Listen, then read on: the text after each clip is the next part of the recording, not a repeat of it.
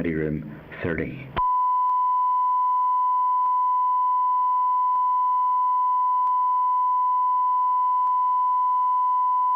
This is the Northern Ireland Assembly Committee Room 30. This is the Northern Ireland Assembly Committee Room 30.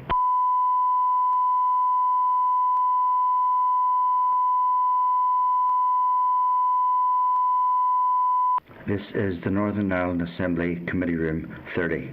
This is the Northern Ireland Assembly Committee Room 30.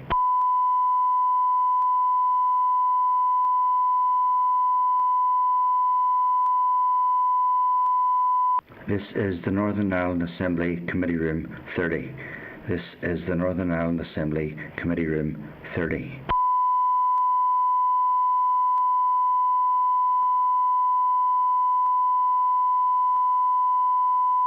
This is the Northern Ireland Assembly Committee Room 30. This is the Northern Ireland Assembly Committee Room 30.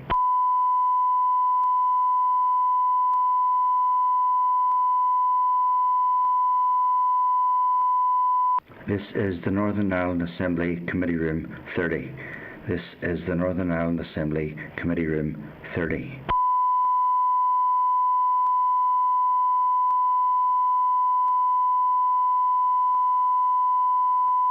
This is the Northern Ireland Assembly Committee Room 30.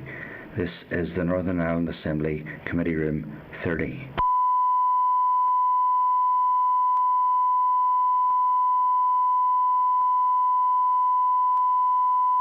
This is the Northern Ireland Assembly Committee Room 30.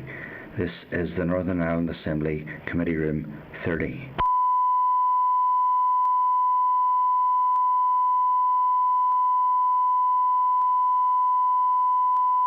This is the Northern Ireland Assembly Committee Room 30. This is the Northern Ireland Assembly Committee Room 30.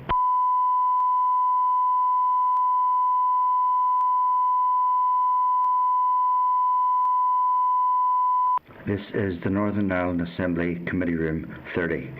This is the Northern Ireland Assembly Committee Room 30.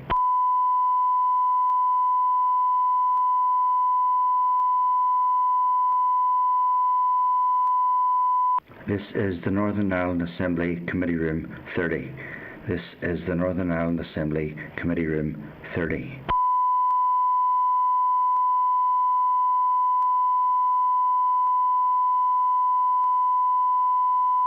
This is the Northern Ireland Assembly Committee Room 30. This is the Northern Ireland Assembly Committee Room 30.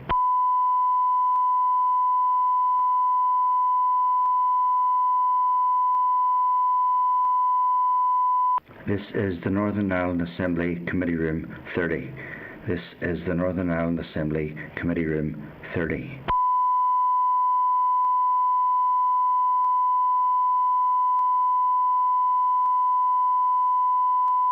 This is the Northern Ireland Assembly Committee Room 30. This is the Northern Ireland Assembly Committee Room 30.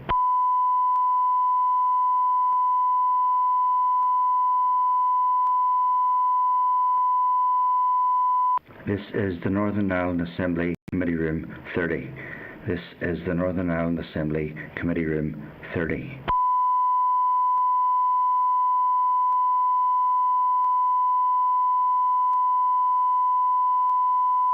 This is the Northern Ireland Assembly Committee Room 30.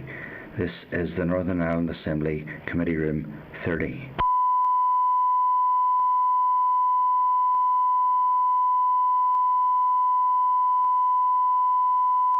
This is the Northern Ireland Assembly Committee Room 30.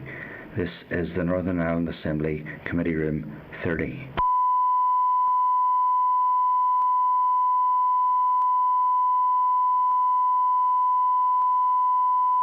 This is the Northern Ireland Assembly Committee Room 30. This is the Northern Ireland Assembly Committee Room 30.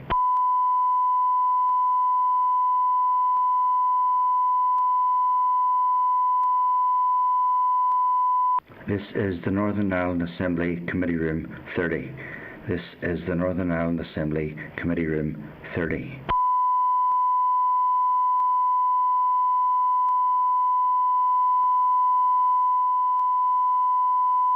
This is the Northern Ireland Assembly Committee Room 30.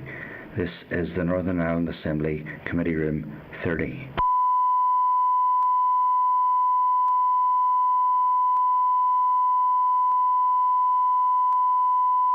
This is the Northern Ireland Assembly Committee Room 30.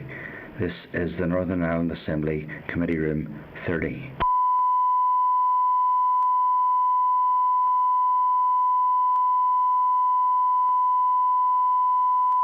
This is the Northern Ireland Assembly Committee Room 30. This is the Northern Ireland Assembly Committee Room 30.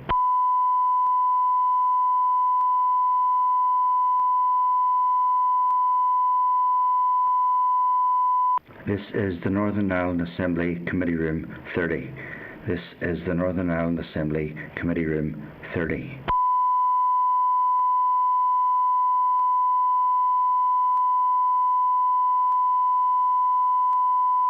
This is the Northern Ireland Assembly Committee Room 30. This is the Northern Ireland Assembly Committee Room 30.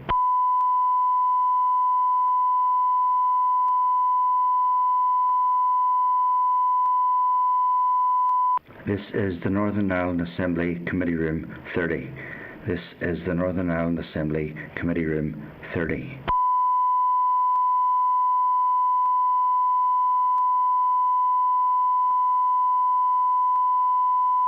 This is the Northern Ireland Assembly Committee Room 30. This is the Northern Ireland Assembly Committee Room 30.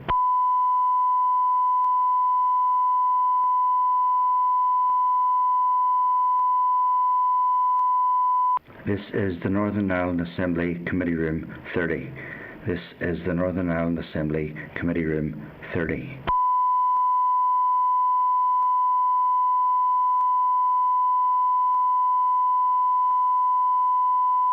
This is the Northern Ireland Assembly Committee Room 30. This is the Northern Ireland Assembly Committee Room 30.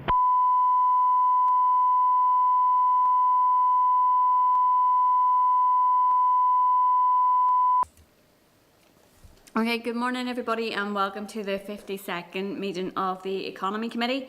Some members will attend this morning's meeting via video conference and our witnesses this morning will brief via video conference. The meeting will be broadcast live when it's open to the public and a recording will be made available on the committee's web pages on the Assembly website. So just to remind members to mute their tablet devices when they're not talking.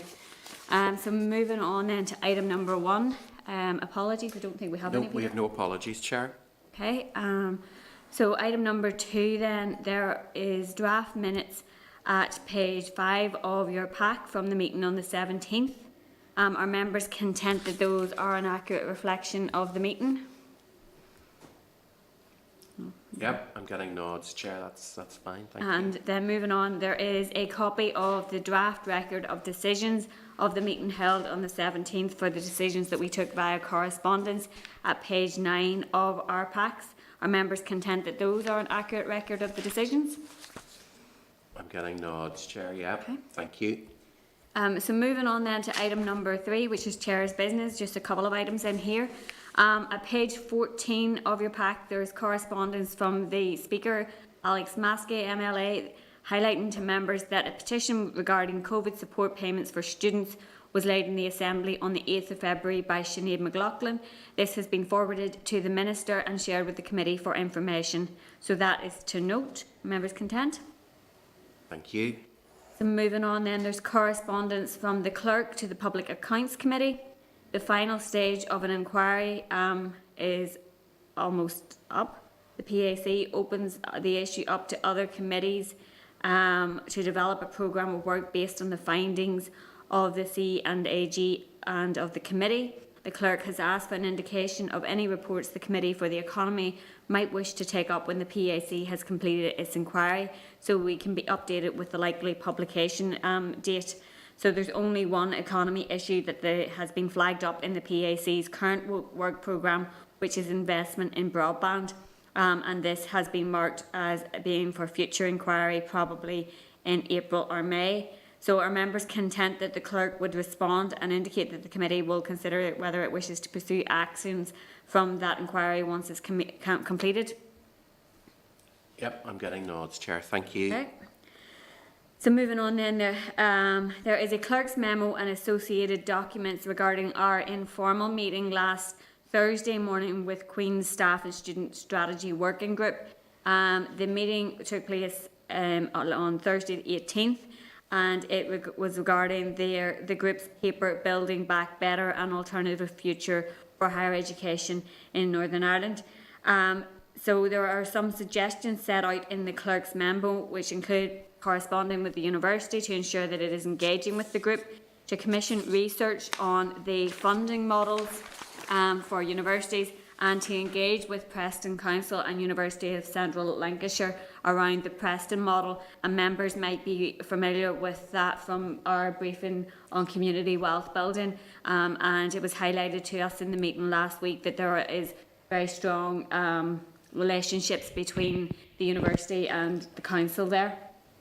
Chair, I'm thinking it might be useful, because it covers a number of the areas we've looked at, to get a briefing from relevant officials from the council and university. I think it would be really useful. Yep, I'm getting nods for that. So yep, go ahead. Does anybody that was at the meeting want to add any additional points? John and Sinead were both there. It was a very useful discussion.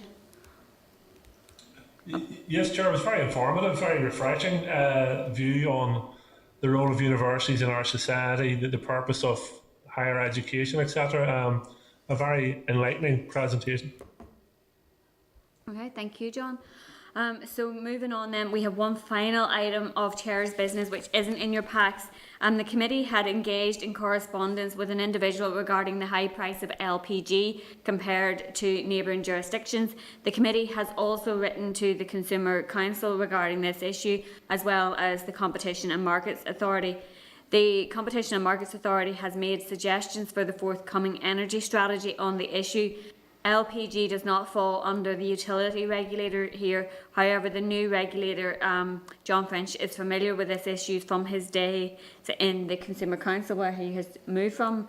Peter, have you want to pick up on this? What we're suggesting is that the committee writes to John French as the new utility regulator, to see what he can do around potentially looking at LPG falling within his remit and being regulated. The information we have shows a huge price differential between what people pay here and what people pay, for example, in Scotland. So there's clearly an issue, and it's one that the Consumer Council previously looked at. So John is very aware of it. So if members are content, we will write to John and see just what can be done in terms of extending his remit. May require legislation, but I think it's worth pursuing. Yep. So our members Chair, could I just say, I endorse what has been said there by Peter. It's an issue that is brought to our attention. There is a bit disparity in the cost of LPG against mains gas or Phoenix, whatever, whoever the supplier is. So well done, Peter. It's an issue that's been rattling around for some time, and it's good now that John French has taken up that post. He originally was highlighting the issue. He's poacher turned gamekeeper, so let's hope he will deliver on it. So thanks for that, and we appreciate the efforts that's been put into it. Thanks, Chair. Thanks, Gordon. Perfect. We We'll have go ahead members with that, content Chair. then. So moving on then to item number 4, which is our briefing on the 14 to 19 strategy from both the Department for the Economy and the Department for Education. There is a clerk's memo at page 109 of your packs and a briefing paper at page 112.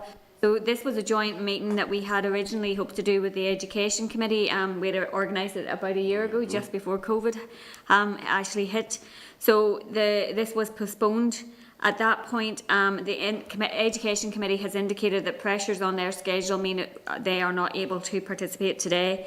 So the briefing will be hand-sorted, and we will share the briefing then with the Education Committee. So I'd like to welcome into the meeting Heather Cousins, who's Head of Skills and Education Group in DFE, Jamie Warnock, who's Assistant Director, Skills and Education in DFE, Karen McCullough, who is Director of Curriculum Qualifications and Standards Directorate in DE, Claire McClelland, who is Project Manager, Transition of Young People into Careers, 14 to 19 Project, DE, and Joan Cassels, who's Qualifications Team in DE. So if I hand over to yourselves, I'm not sure which of you is going to open Chair, up. I think we just need to bring another into the spotlight there. Yeah, we've done Got that. them all It was now. just it wasn't a name on it. Okay. Well, I'll hand over to yourselves and to make an opening statement, and then we'll bring members in for some questions. Good morning, Chair, and thank you very much for the opportunity to brief the committee on the ongoing joint work to develop a more strategic approach to 14 to 19 education and training. To set this in context, in 2017, the then Ministers for Education and the Economy agreed that officials from their respective departments would work together to develop a more strategic approach to 14 to 19 education and training provision. The Ministers set out a number of areas which they wished officials to focus on in order to address the challenges in the 14 to 19 education and training landscape. In order to build consensus around the main challenges and what we achieved, 2 departments commenced initial engagement with key stakeholders in early August 2018 by hosting a public sector innovation lab event. This event brought together around 50 stakeholders, including educationalists and employers, as well as speakers from other jurisdictions. The outworkings of the Innovation Lab resulted in 21 recommendations, grouped under the following 4 themes: policy strategy, progression, collaboration, measurement and impact. The Transition of Young People into Careers project, or the 14 to 19 project, was established in January 2018. It is jointly led and funded by DE and DFE. A project board has been established to oversee the project, and this is jointly chaired by myself, Fiona Pepper, who's the Deputy Secretary with responsibility for Education and Children's Services in DE. At the outset, I should highlight that this is a particularly complex area of work which spans across a number of departments and sectors. The joint approach that we're taking provides an opportunity to grasp some of these complex issues and ensure that we collectively meet the needs of our young people and the economy. Initially, the project focus was on putting in place work plans and priorities, building on the Innovation Lab work and engagement process with stakeholders. A critical element of the project's work to date has been to agree a draft vision and a set of guiding principles. These have been developed and agreed in collaboration with both departments and cross-sectoral stakeholders. Both are outlined in the paper which you received in advance of today's briefing. Recognising the complexity of the 14 to 19 landscape, the project has identified a number of work streams based on the original ministerial correspondence, the recommendations identified through the Innovation Lab of 2018, and issues that have arisen through the project's subsequent stakeholders. So the work streams include funding, progression and pathways, curriculum delivery, post-16 and careers. And under these work streams, the project is considering a wide range of issues. We know that the range of pathways open to young people at the end of Key Stage 4 and post-16 is extremely complex. However, there is a need to ensure that pupils and their parents understand the full range of options in order to make informed choices. We also need to understand how the 14 to 19 education and training landscape is funded, the use and allocation of funding across the system, and any intended or unintended consequences funding has on competition, duplication, collaboration. And we need to consider and agree what the role and purpose of education at post-16 is. Finally, on the work streams, high quality careers education and guidance is crucial, ensuring that learners are aware of their options and the available pathways into higher education, further education, training and employment. Careers education and advice has been consistently highlighted by a range of stakeholders as being a critical element in the education and training journey for 14 to 19 year olds. So moving to the current position and the project's outputs. Whilst the project is important, it is discretionary and non-statutory. And in March 2020 then, as a result of pressures faced by both DFE and DE responding to COVID, both ministers took the decision to suspend work on the project. Therefore, staff deployed on the project were redirected to support business critical work in both departments. In October 2020, both ministers agreed that the work 14 to 19 strategy should recommence, And following some preparatory work throughout October, project resumed from the 2nd of November 2020.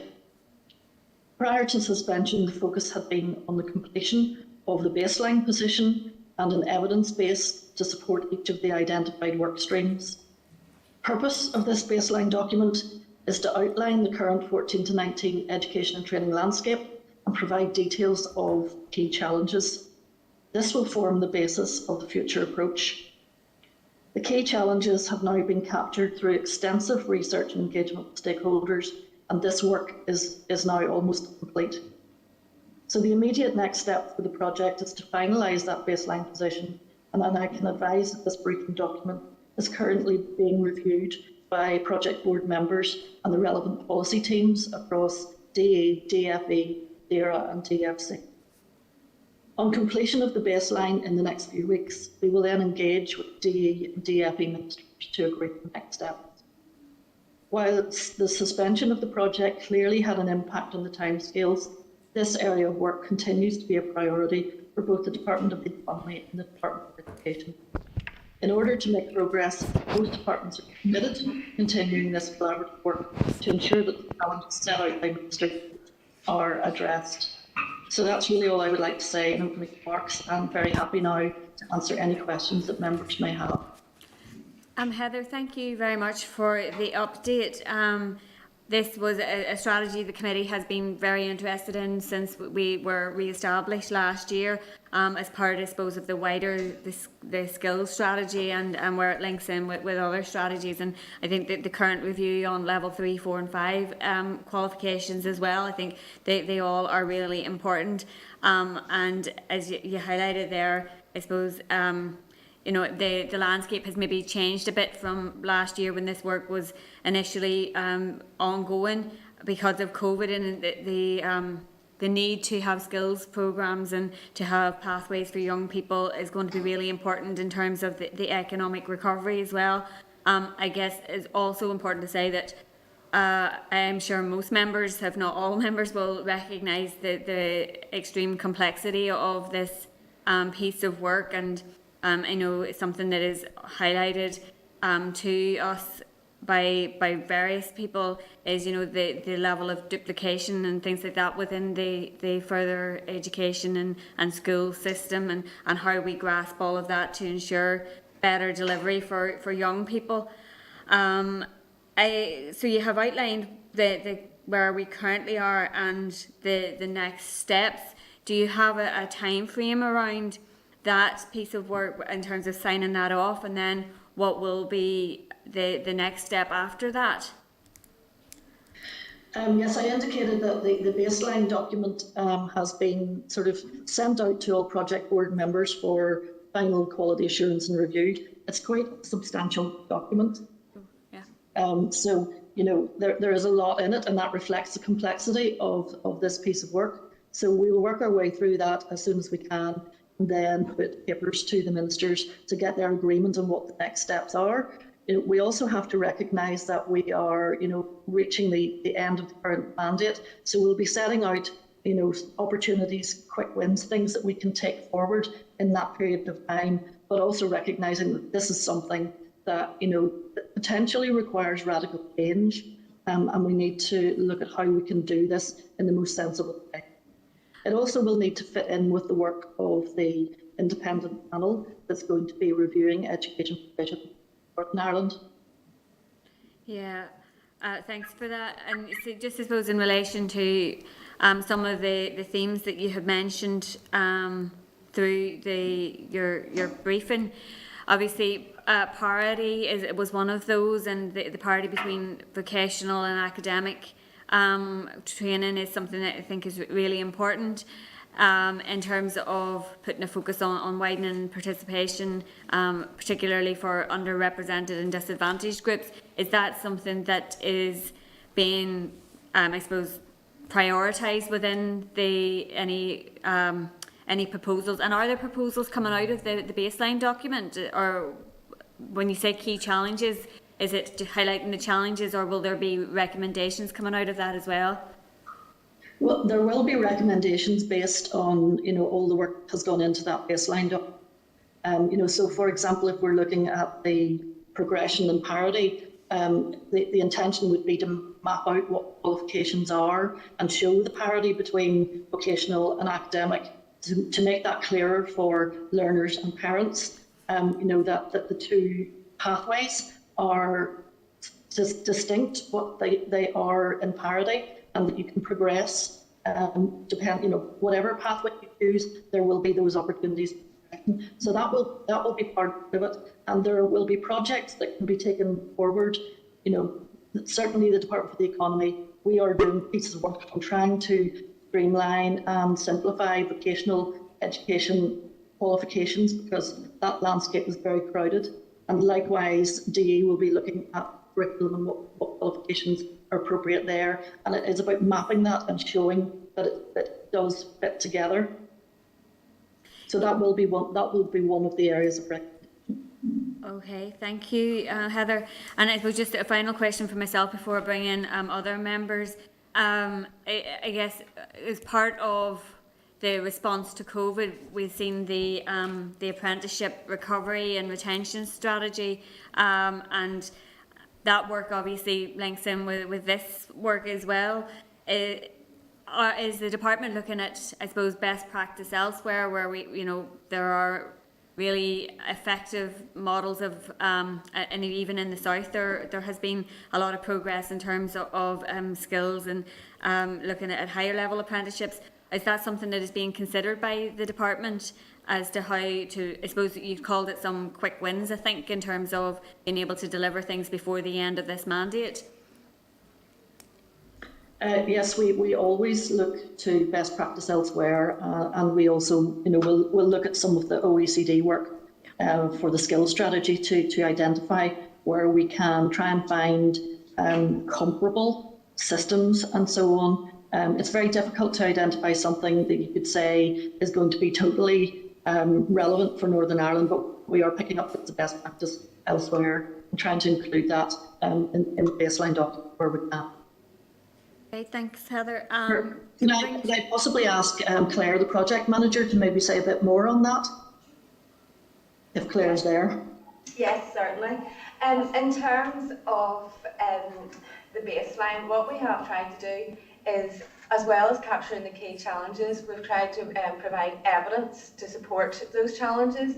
And taking that forward, it's really important for us that we reflect the best practice elsewhere. So not only building on the work of the OECD that was taken forward in terms of the skills strategy, but looking wider than that and making sure that when ministers come to make decisions on these really important issues, that they have recommendations which are based on evidence and identify where we can make improvements and learn lessons from elsewhere as well. Thanks, Claire. Can we bring John Stewart into the spotlight, please? Thanks, Chair. You got me okay? Yep. Yeah, thanks. Thanks, Heather, everyone, for the presentation and the information so far. And as the Chair says, we look forward to seeing it and appreciate your engagement with us. Just a couple of points from me.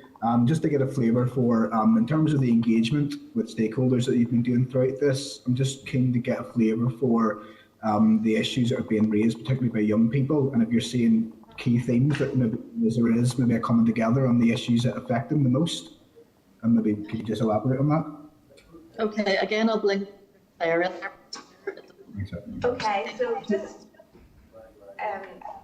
in terms of the stakeholder engagement, stakeholder engagement has been absolutely fundamental in developing this baseline. So not only have we engaged with young people, we've made sure that we've engaged with parents, we've engaged with schools, colleges and employers as well.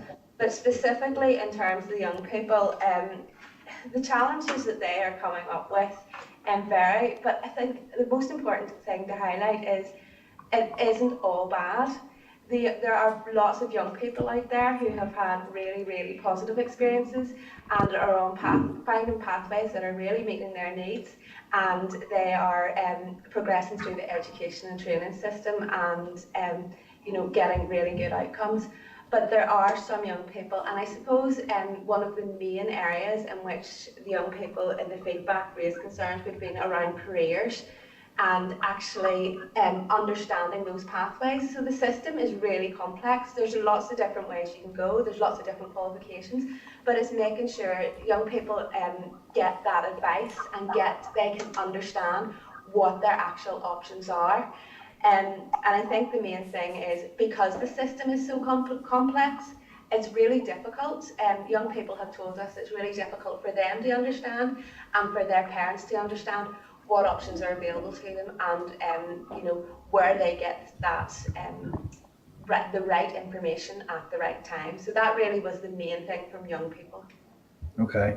No, thanks for that, Claire. I mean, that is some feedback that I tend to get, particularly from young people quite often, is that aspect around careers that maybe not as bad now as it used to be, but there's quite often an assumed pathway depending on which schools people go to and where they're going to go on, whether you go into vocational studies or the university's automatically mapped out for you, even if that's not necessarily the right course. It's just assumed that you'll go there. So maybe it's just trying to break down those assumed progresses and actually look to cater each of them to individuals. One aspect that, given what the chair said about the impacts of COVID and the changing dynamic in the economy here, and an issue that came out of the APG that I was at last week on micro and small businesses about trying to teach entrepreneurship to young people. Now, we have an amazing organisation here that work with a lot of schools called Young Enterprise. You'll all be aware of it.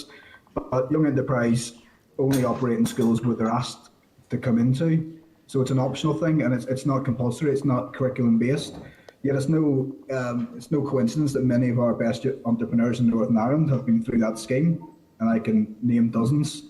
And I would love to see if something like that could be factored in to try and sow the seeds of an entrepreneurship and develop those seeds at an early age as part of a compulsory curriculum to try and develop that, because countries around the world that are leading in entrepreneurship do that.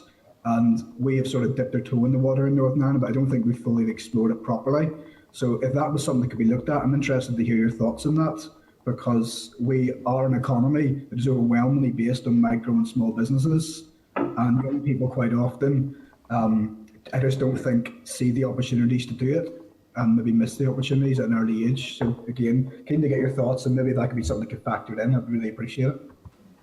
Absolutely, that is something that we can factor in, and I'll maybe ask Karen in just a second to add a wee bit more in terms of the Northern Ireland curriculum. But entrepreneurship, all those skills are embedded in the Northern Ireland curriculum, and I suppose in terms of because the project is working with both departments, in terms of the Department of Education, the Department of Education and the Minister indeed is very aware of the value of organisations such as Young Enterprise, and there's quite significant funding is provided to that. So certainly it's a really important issue, and I don't know, Karen, if you want to add anything in terms of the wider curriculum. Yes, in terms of the curriculum there, thank you. Yes, so in terms of our curriculum objective, it's really about developing young people as an individual, as a contributor to society, and as a contributor to the economy and environment. And I think that reflecting that, each stage of our curriculum infuses those cross-curricular skills. We have the skills around communication using maths and using ICT, but we also have in there thinking skills and personal capabilities. And at Key Stage 3 and 4, that is around those skills that will support that entrepreneurship. So managing information, being creative, thinking, problem solving, decision making, self-management, and working with others. And that's applied across all the areas of learning in our curriculum. But I do take the point, and I think engagement with employers is a really important part of and valued by schools as well. Those employers as well play a key role in motivating and inspiring young people to see what the skills they require and to see what the world of work is like. So we do, as you say, Young Enterprise and I think another organisation as well to support those kind of placements. But we do welcome, and schools welcome, where there is employer engagement. No, appreciate that feedback and that it's on the agenda now. And again, thanks for your answers and for keeping us updated today. Thanks, Chair. Thanks, John. Can we bring in Sinead, please?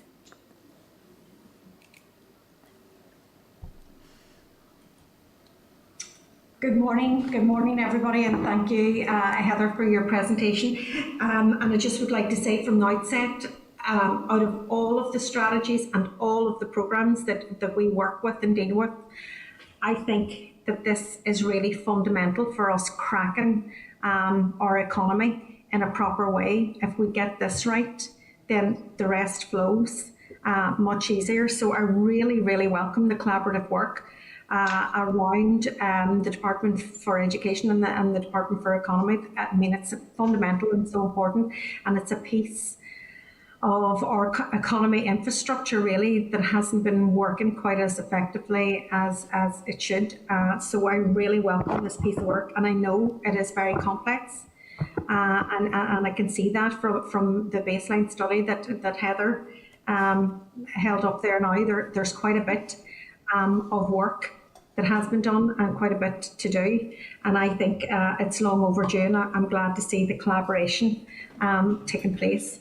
So there are many challenges, no doubt, and as Claire indicated earlier, there's also some room for good news. Not everything is broken. There's some very good best practices that we can see, but I think that we just have to make sure that there's a more seamless pathway that is identifiable for young people, and not everything fits in the little boxes sometimes that we try to create. And I would really ask to Heather, you know, there are challenges in and around this. This will not be fixed overnight, but there's also cost implications as well. Any consideration been given to the cost of actually developing some of these programs and ensuring that there is among it? And one of the areas that I'm particularly concerned about is the higher education piece after the 14 to 19, and bringing that right up through HE as well. You know, there are areas there that needs considerable investment and considerable changes. And back to John, I'm giving you two questions here, but back to John Stewart's observations regarding the career advice and career guidance. That is fundamental at a very, very early age. And I think sometimes we actually start that nearly too late.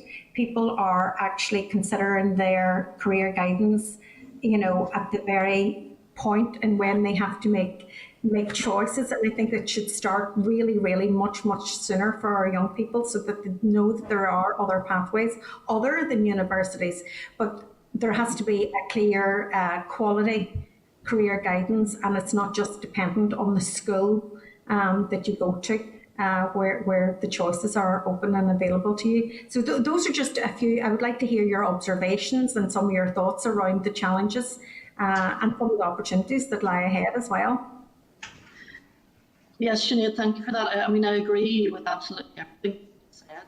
It's below our investment. And at the moment, you know, both the education budgets are struggling, you know, and there's a lot more we could do, but I think there's a lot more we could do, you know, so the issue of duplication and so on needs to be looked at. The issue of, you know, some schools say they have to do it as well with their area learning partnership because of the difficulties of funding to send pupils to. So those are the sort of things we need to look at and try and use resources more efficiently. But there is no doubt that, you know, as part of the recommendation, we will be looking at what some of these would cost, and then seek that investment where we need additional investment. So it is complex. I mean, on the issue of careers, we know that the system is a bit disparate, but one of the interesting observations is that during the pandemic, when these career interviews with a careers advisor have been online, parents have also been able to participate, and therefore, you know, you're getting the information and the learners at the same time, and you know, that is great to see that, and that would ensure that there's a message there about what options there are for young people, so that, you know, the young parents about. So I think, you know, there's potential for that to be better in the future using the technology that we now use in the pandemic. Yeah. Does that answer your points? I mean, higher education funding is a whole different area. That yes, totally agree that there needs to be more investment. You know, where we're seeing that increased applications to universities go on, but we also need to consider: is it appropriate for everyone to go to university, given that we've identified that we have skills gaps at level 4, level 5? You know, and university isn't for everyone. So again, it is about more effective use of the resources that we have. And, you know, certainly last year, higher education courses did suffer because more people went to universities and didn't enrol in the excellent level 4 or 5 provision that's at further education colleges.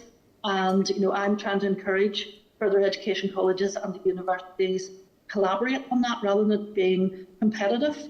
Let's collaborate, let's get people in the appropriate courses for their level. Absolutely agree there, Heather. It's really important to get people to do the appropriate courses and rather select university on the place that they're going to rather than that course that they're actually studying. You know, there's a cost of exporting an entire university worth of people out of Northern Ireland. There's a cost to our economy. So we actually have to look and weigh up that cost too. But certainly, you know, sometimes I think that there is blurred lines when it comes to the further education, like what the further education institutes, what is their main priority? Is it vocational training? But a lot of it is spent actually trying to bring students up to a standard that they should have got within their school system, and then they have left, and the further education colleges are trying to pull them back again. You know, there's a failure in the systems, so we need to actually fix it before they actually leave school and then possibly go on to higher educations or further education colleges. But I have to say, look, keep at the work. There's lots to be done in it, and there's lots of best practice throughout Europe to look at it, to do ways different than we're currently doing. And in many ways, our economy suffers as a result of poor choices made earlier in people's lives, and we can't allow, you know, our young people to be failed through bad choices or bad career paths or pathways that are obscure to them in some way. So thank you very much for that, and no doubt we'll come back to you again and ask you loads of questions about this as it develops further. Thanks, Heather. Thank you. Thanks, Sinead. Sorry, can I just pick up, I suppose, on the engagement point as well? Has there been included in the conversations to date and in the work to date, I suppose the organisations that deal with young people who have, you know, been failed by the education system or who have faced additional barriers, the likes of Include Youth and Start 360, have they been involved in shaping the baseline document? Claire, perhaps you could answer that. Yes, Chair, not to date, those specific organisations haven't been involved, but what I would say is, in the engagement that we have had, our engagement hasn't finished. This by no means. We can't just have the baseline document and finish at that. We need to continue to engage with stakeholders right across. But in our engagement with young people, what we did was we ensured that we had young people from all backgrounds. We made sure that we had young people who were in school, who had possibly went through that academic route. We had engagement with young people in further education, but we'd also made sure that we had young people who maybe didn't have a typical experience with the education system, or they maybe had other challenges to deal with as well. So in our engagement to date, we've tried to be as inclusive as possible, but certainly going forward, you know, if there's other organisations that we need to engage with, we will do that. No, that's good to hear. Has the Children's Commissioner been has she been involved in the engagement and consultation process? Yes, Chair. The Children's Commissioner was briefed early on in the development of the project. We were quite lucky that we were actually able to attend one of the Children's Commissioner's events to engage with children and young people. As well, but we will continue to keep the Children's Commissioner and indeed others engaged as we go forward. No, that's good to hear. Thanks for that. Can we bring Gordon in, please? Hello, can you hear me okay, Chair? Yep, we can, Gordon. Great, thanks, Chair. Heather, good to see you again, and your staff, thank you very much for the presentation. We did have a bit of a briefing last week about unemployment and unemployment figures, and I understand there are about 10,000 young people currently unemployed in Northern Ireland, so it is a significant issue and currently needs to be addressed. We do welcome the work that has been done. The strategy covers a number of key issues.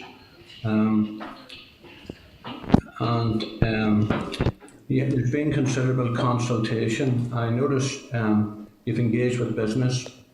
Maybe you could give us a bit more on what has been done there, how you've engaged with businesses and employers, obviously. You've consulted with business in the community, the CBI, Chamber of Commerce. What about industry, some of the large manufacturers and so on? Are they having a real input into this because they have an ever-changing demand for skills, and we hear about it from our FE colleges, how they customise courses, customise training for business and for manufacturing, for example. Are we covering all of those aspects? Thank you for that question, Gordon. I mean, I think certainly as part of the work that we've been putting into developing the new skills strategy, there has been a lot of engagement with industry and with employers. And, you know, we have ideas as to how we can do that going forward. Perhaps Claire could talk about specific engagement on this particular project with employers and industry. Yeah, certainly. In terms of engaging with employers, you know, the project, we recognise that employers are an absolutely key part of this. You know, we are wanting to get young people ready to transition into careers. So what we have done to date, and again, our engagement isn't complete, we engage with business in the community and CBI. And business in the community actually were able to facilitate a meeting with representatives of key organisations. So we've met with employer representatives, and that has included representatives of those, you know, manufacturing employers as well. And in doing that, what we sought to do was discuss, you know, the work of the project and actually get their views on what employers see as a priority for 14 to 19 as well. We had some more work to do prior to the suspension of the project, and unfortunately due to COVID that didn't happen.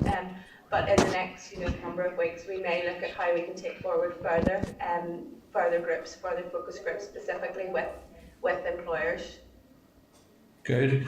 You know, the important factor is manufacturing. We understand that manufacturing, 70% of manufacturing is done outside of Belfast.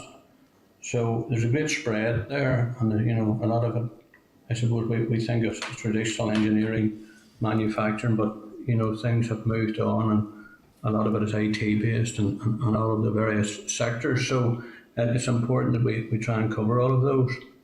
My last point, I suppose, is how do we get the message out about the broad range of skills that are needed out there, and how do we inspire young people to get interested in not just in an IT-based career that so many of us are all tied into these days, but getting back to, suppose, getting involved in more traditional skills.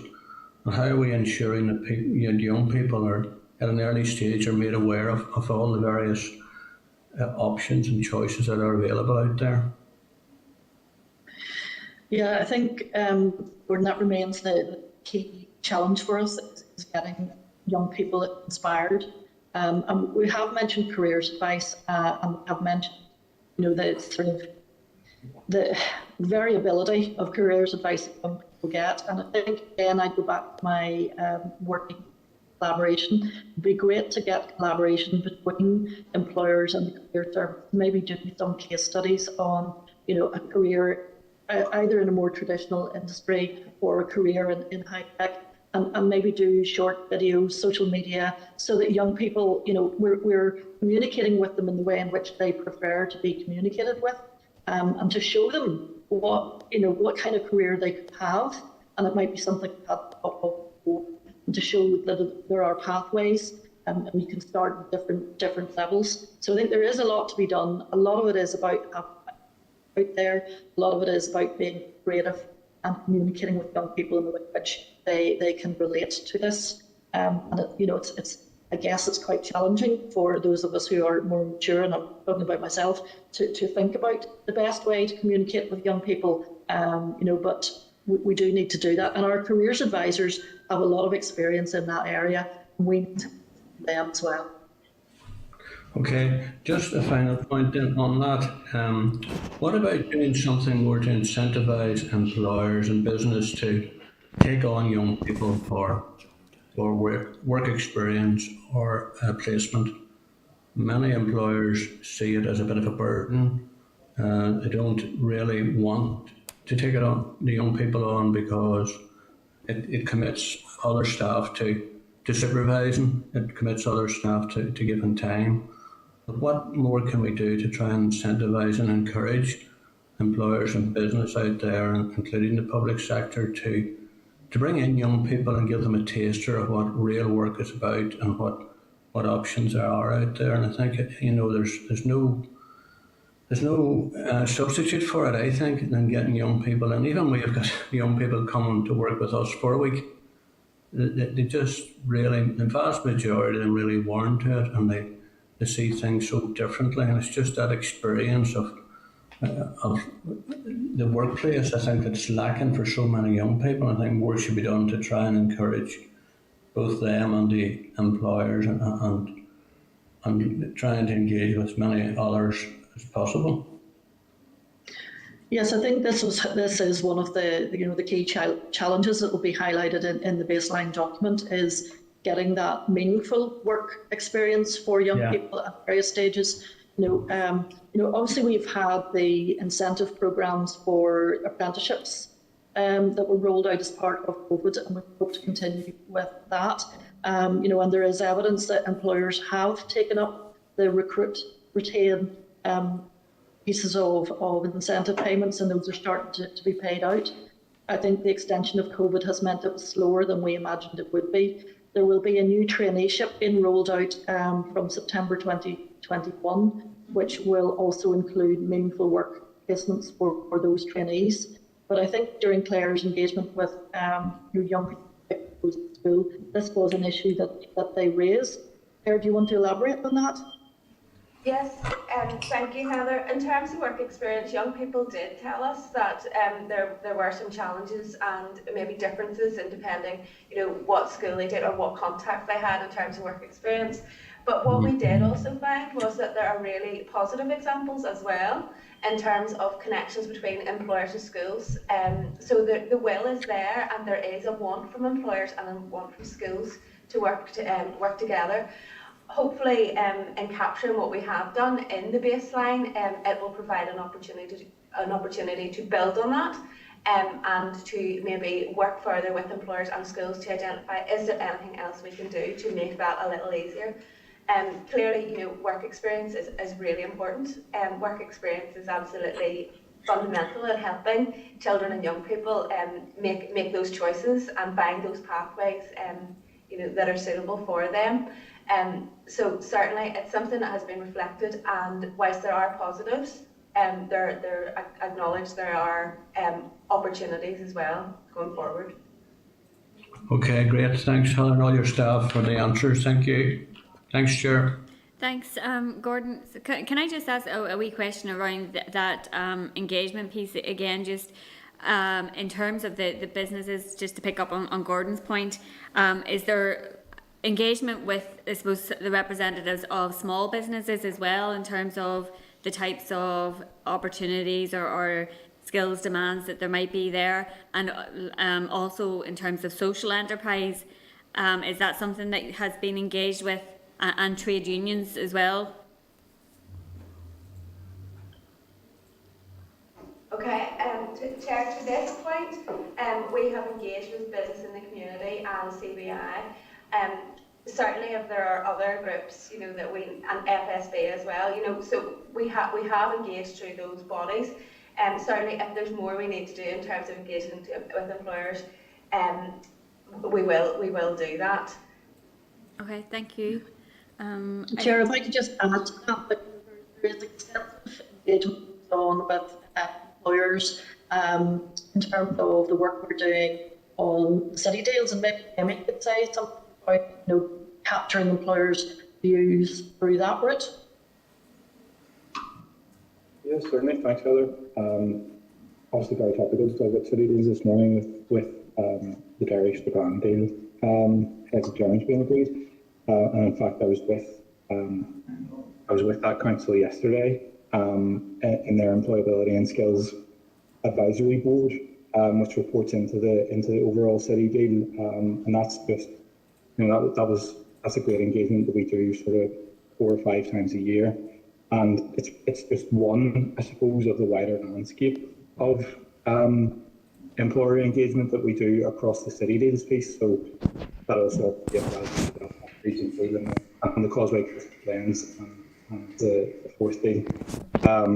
Obviously, they're all at different stages. I think it's probably worth mentioning as well, just beyond city deals, the ongoing engagement with employers that we have right across the piece, and, you know, inbuilt into our skills ecosystem. So, for instance, with the further education colleges, we have the curriculum hubs, where they're based around sectors, whether it be IT or whether it be manufacturing, and that's something that Gordon mentioned there. You know, the FE colleges are very, very good at getting that engagement directly with employers so that they can tailor provision to exactly what those employers' needs in those sectors. Likewise, on the apprenticeship side, we have sectoral partnerships that help to develop and make sure that the apprenticeship offerings, and that's higher level apprenticeships as well, as the traditional ones. So I think, it absolutely is worthwhile mentioning the engagement with employers in this specific project, but also that it doesn't sit in isolation amongst our wider engagement. No, thanks for that, Jamie. I appreciate that. Can we bring Claire in, please? Thank you, Chair. Good morning, everyone. I just want to pick up on that point in relation to the careers service.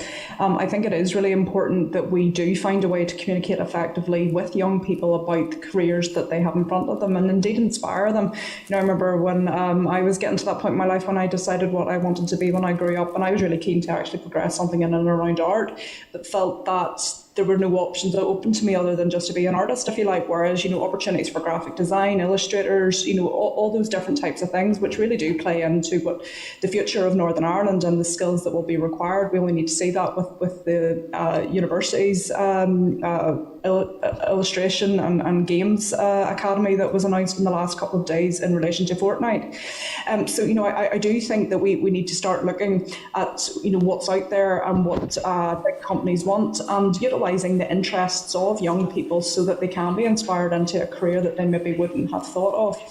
The second point that I wanted to ask about was in relation to other schemes of other departments, and specifically talking about the Job Start scheme.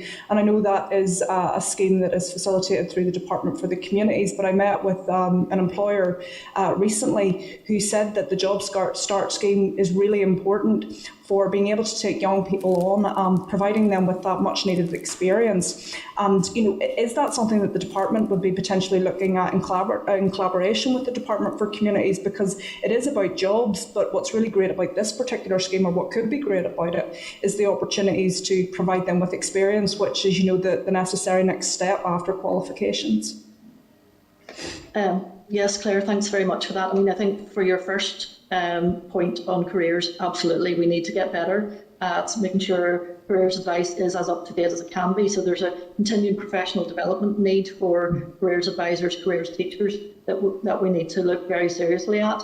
And also, you know, there are other web-based tools that maybe other nations have that we also want to look at and take investment in. So, you know, that we're very aware of that and wanting to make that better. In terms of then the Job Start scheme, we have quite good engagement with Department communities. We had been talking to them quite a while ago about that, and I think unfortunately the funding for that wasn't forthcoming. So we are going to be working together to see what labour market interventions we can do together, combining our efforts and see what we can do. Obviously one of our concerns before about Job Start was, would it take away from the apprenticeship programmes? Would it be a cheaper way for employers to take people on for shorter periods of time? But I think there is a whole suite of things we could do and ensure that there would be opportunities for everybody to get tasters to then maybe go on into an apprenticeship that worked out for both parties, etc. But yeah, we are going to engage very closely on that.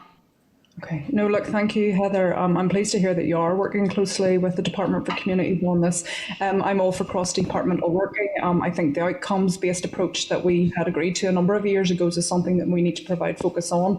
And, this isn't just about providing an income for young people, even from a welfare perspective, which is, I suppose, why it's the Department for Communities. This is about being realistic, about getting young people into work so that they don't necessarily need to access that welfare. So, I really do think that the Department for Economy, needs to almost try and share that, I suppose, approach in trying to get young people into jobs. And businesses, are really keen for it too. It is disappointing that funding couldn't be found. I would nearly go as far as to say in this climate we should be trying to prioritise that. And certainly, I'm advocating with the Department of Finance, Communities and even the Economy Minister to try and progress this, and find the money, because I do think it's really important. Thank you. Yeah. Thank you. Thanks, Claire. Can we bring in John O'Dowd, please? Thank you, Chair, and thank you to the team for their answers thus far and the information thus far. It's good to see progress being made on this. I recognise some of the team from my days back in the Department of Education when we were working on it then as well, but progress has been made, that's good. I think in terms, I was disappointed, and I think it undermines what's known as vocational education and vocational courses when the Minister recently announced £500 for full-time students studying higher courses, but not for full-time students studying further education courses. So I think that undermines some of the work we're trying to do to encourage young people to explore all their career pathways moving forward, and to put an equivalence between the benefits of exploring trades, etc. Anybody who's currently trying to get hold of a tradesperson or pay a tradesperson to do work around their homes will know that it's very difficult to do so. So I think there is an opportunity for the economy there. But my question comes back to the point of getting information out to young people and to parents about the options they have available to them. We've never really been able to crack this nut in terms of speaking to parents and young people about the options that are available to them. And while it's welcome that more and more young people are going to universities, it's not the career pathway for everyone. So could you just expand further in terms of what options or what is being explored and how we engage with young people and parents on the benefits of many courses that are not university based? Yes, indeed. I mean, I think it goes back to some of the points that I was making earlier, where we need to be better at getting the information to both learners and parents at the same time. And I was extolling the benefits of current web chat approach rather than careers advisors going into schools, because it means that the parents can be around the table when the careers advisor is speaking to the young person. I also said about trying to simplify the information that goes out about pathways and parity between the vocational and the academic, and map that so that there is something visual that people can look at to see that there is parity between the different pathways, and involving employers and case studies and things like that in order to get that information out, and then using the web-based technology other nations have brought in, such as Scotland, and just modernising everything that we do in terms of careers. It has been, there have been improvements, but there is more work to do. That work. Oh, okay, thank you. Thanks, John. Thanks to Heather and to everybody else for the update this morning. It has been really useful, and we will look forward to continuing to engage as the strategy continues, and look forward to seeing that baseline document when it's published in the near future. So thanks again for being with us this morning. Thank you.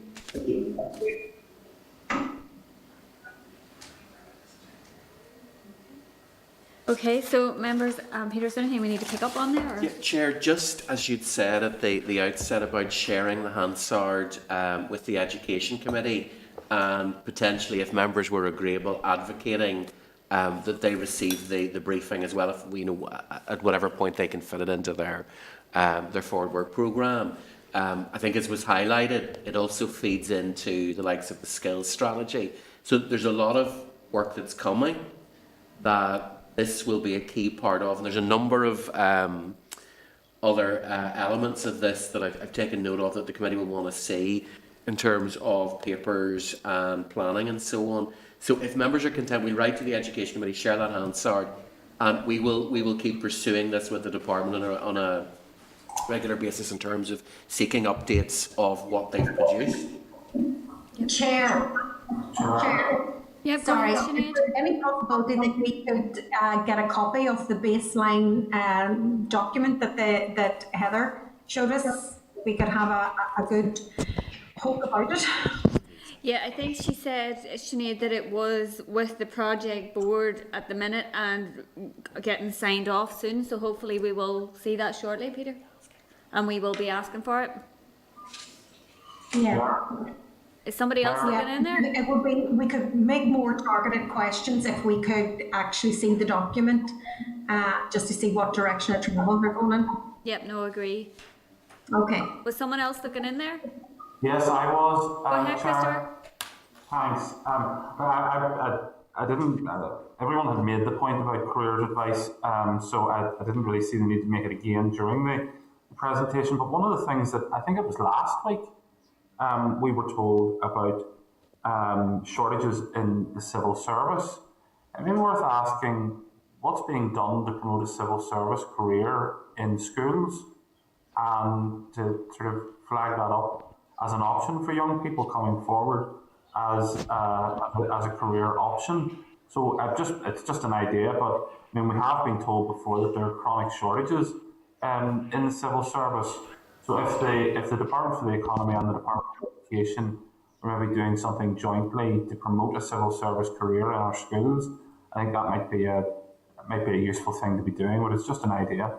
Yeah, I think that's a fair point, Christopher, and I know the Department of Finance have been rolling out some apprenticeships. I think actually they might have extended to some other departments as well. So it might be worth also writing to the Finance Minister and asking about that work as well. Chair, we'll take that forward. We'll ask about what sort of progress there's been made and the sorts of numbers involved. I know it's something that took a really long time to roll out because there were particular legalities around it, but I know it has started, and I think it's started at more than just ground level. I think there are higher apprenticeships as well. But we'll gather that information and then bring it back to committee for members to decide how strategically they want to approach that. Yep. Okay, thank you. Also, just on that, Chair, I heard Claire Sugden saying that she wanted to be an artist. Originally, I intended to be a civil service, but then I became a poacher rather than a gamekeeper. Chair, could I make a point just from a point that I had raised in relation to the job start? Given that we are working with communities in relation to that and the crossovers, is it something that the committee would be interested in doing insofar as writing to the Department for Communities just to understand the pressures around the budget and the issues? Because my understanding of that theme is that it is ready to go, and it does seem to be an issue in and around funding it. Yep, we can do that. I know there was a significant piece of work done around the programme last year, so we can pick up with that. Thank you. Okay, so we'll move on then to our next briefing, which is from FSB, Logistics UK, NI Retail Consortium and Retail NI on EU exit and the protocol.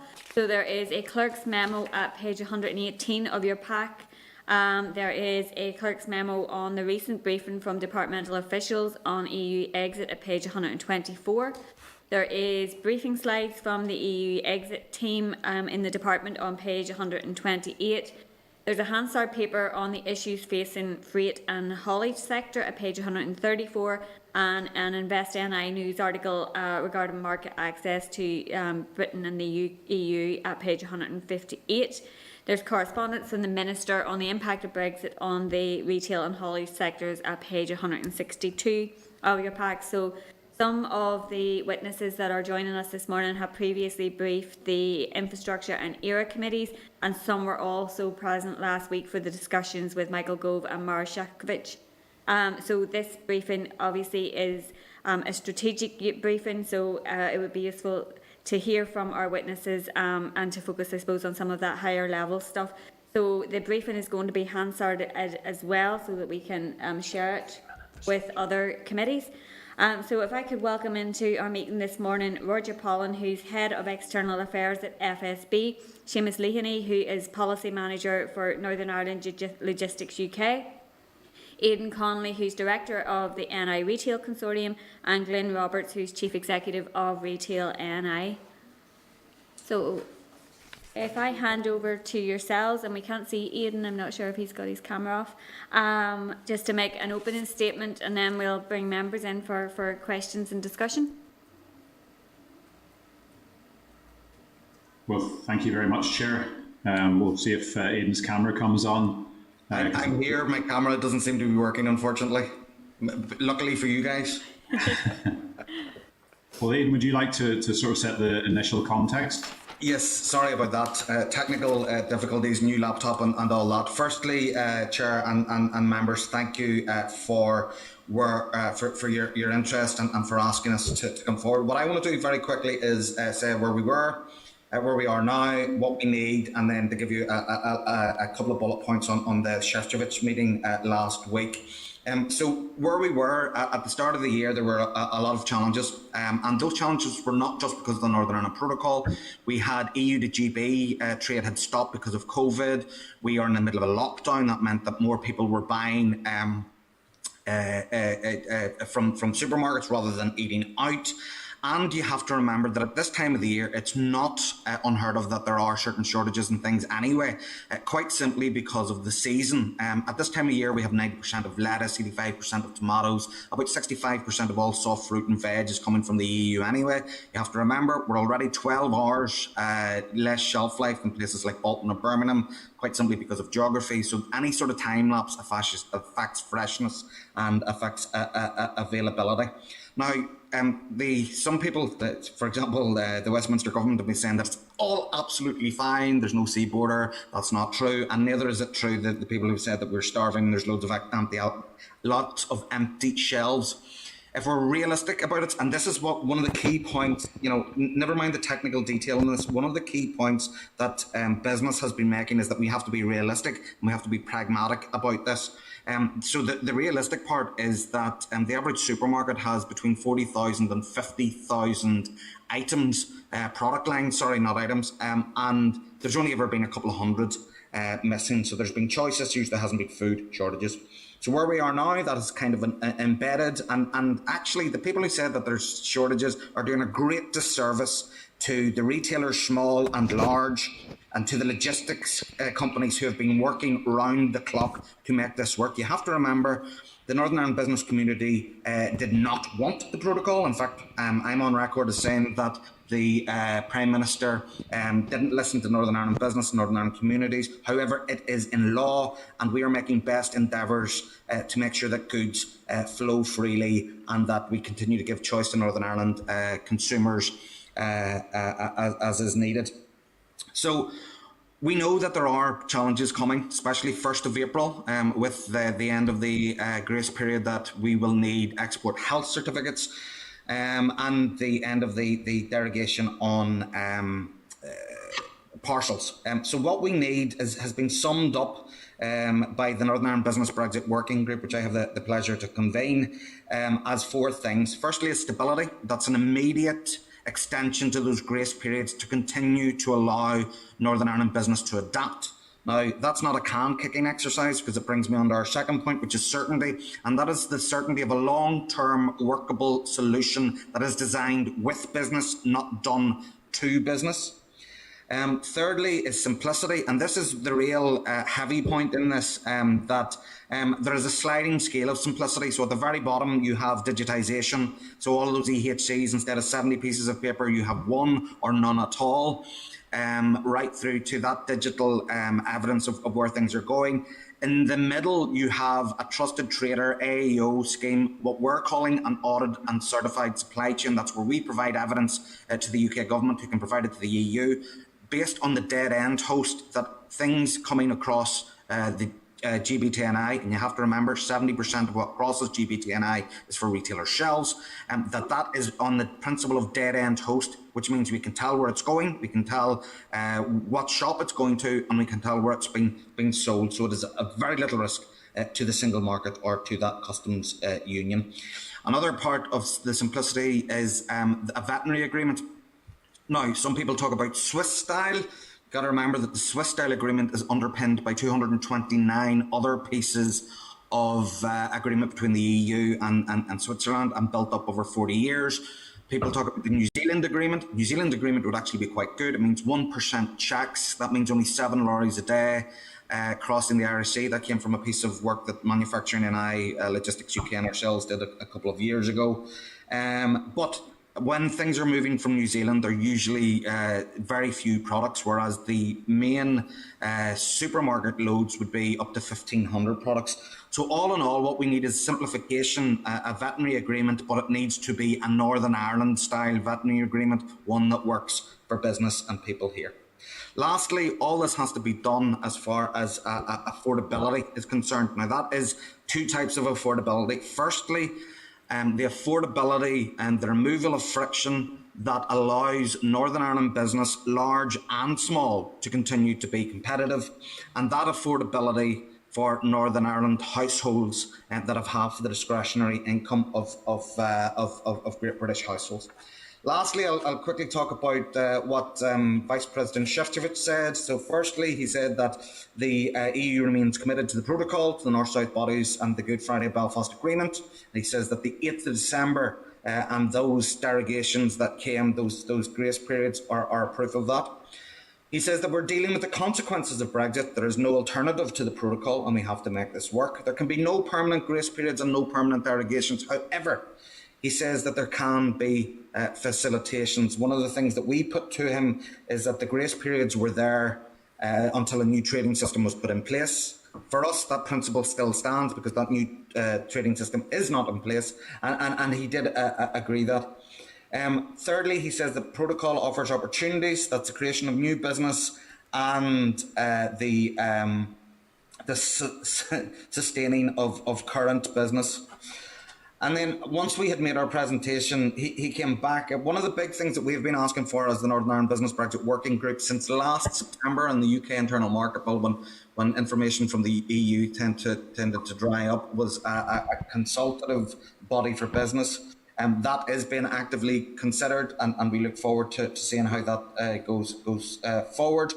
But he did agree that we have to work on this together, that there must be political leadership on both sides. So for us, it was a lot, I'm not gushing about it. We are pragmatic and we are realistic, and anything the Commission wants to do will be tempered by the needs and concerns of the 27 member states. For us, I think that it is a step forward, as in there is a recognition of the concerns of Northern Ireland business, and there is that willingness to work on facilitations. That, added to the admission that there's a need for better communication, means that for us, last week's meeting was significant and had some progress that we needed. Thanks. Thanks, Aidan. Is anybody else wanting to come in before we open it up to... I suppose if I could just add to that, and thank you very much, Chair, and Aidan, thanks for that scene setter. I suppose colleagues here will bring great knowledge across a range of issues. principally within bringing products in for retail and with transport and logistics. FSB's membership is much broader and encompasses a real diversity of businesses, some of which see great opportunity through this, but some of which see existential threat. And many of which are somewhere in between. So I think what we're going to try and do in this session is just share information with you in a way that best helps with your inquiries into this. So going back to what this is all about, and our meeting the other day with Shevkovich, it's about the Northern Ireland Protocol. And we drew their attention to the element in it that said that the EU and UK are determined that the application of the protocol should impact as little as possible on the everyday life of communities in both Ireland and Northern Ireland. And there are key issues that affect the business community and the wider population that require urgent and permanent solutions in the spirit of that original commitment by the EU and UK, if we're to avoid the wider community turning its back or turning against the protocol. Now, they have been characterised as the 5 Ps, the parcels, pets, potatoes and potted plants. So those are by no means the only issues that are requiring resolution. They're just totemic ones. But failure to address them in a way that will impact as little as possible on the everyday life of communities in Northern Ireland will risk being intensely damaging to businesses here. And the other thing, I suppose, was that the protocol's operation can be summarised, or it has been summarised, with the best of times and worst of times. So in its favour, the protocol offers the perfect conditions for manufacturers from anywhere on the planet to locate in Northern Ireland to benefit from unfettered, tariff-free, quota-free and customs-free access to the UK internal market and the even larger EU single market. Now that opportunity is solely here in Northern Ireland, and so it presents a unique package of English-speaking, robust laws and courts, highly educated workforce, some of the lowest property costs, 5 seaports, 3 airports, plus Dublin Port and Airport very close to hand. And indeed, if I believe that Belfast is now the second largest English-speaking city in the entire EU single market. So that's the best of times lens focused on it. The worst of times, though, was brought home to me last night by one of our members who has a franchise business, and their product comes from GB. It's a pet food business, and they are being advised that they need to have the postcode for the farm and the date of cull for the lamb that goes into their pet food. Because they're a franchise, they can't source elsewhere, they can't bring a different product or source local in Northern Ireland. Their entire business is dedicated on being able to access that product from GB. So I say there are 2 different lenses being focused on this, and for some, yes, it is the best of times, but for others, it very much is the worst. Madam Chair, if I could just sort of add to what my 2 colleagues have said. And firstly, a belated happy birthday. I don't want to embarrass you too much. But I think Aidan and Roger have summed up the situations fairly well. I think for us, it is about how do we get long-term solutions? How do we secure unfettered trade? And it isn't a case of kicking the can down the road if we get an extension of the grace period announced today. It is about making sure that we have those long-term solutions in place that are not going to inhibit trade, because I think it's worth pointing out that businesses in the last year have fallen off so many cliffs. We have a perfect storm of challenges with the pandemic and the protocol. I think what we need to do is making sure that we resolve these difficulties and get back to the real focus, and that is recovering our shattered economy and dealing with a post-pandemic world that will be very different. I think from Retail Now's perspective, our 2,000 strong membership takes in local wholesalers, independent retailers of all kinds, and local suppliers. So in one sense, that gives us a unique perspective to look at this issue, because in many respects, our membership spans the entire supply chain. I think for many of our retailers and wholesalers, the situation has been improving.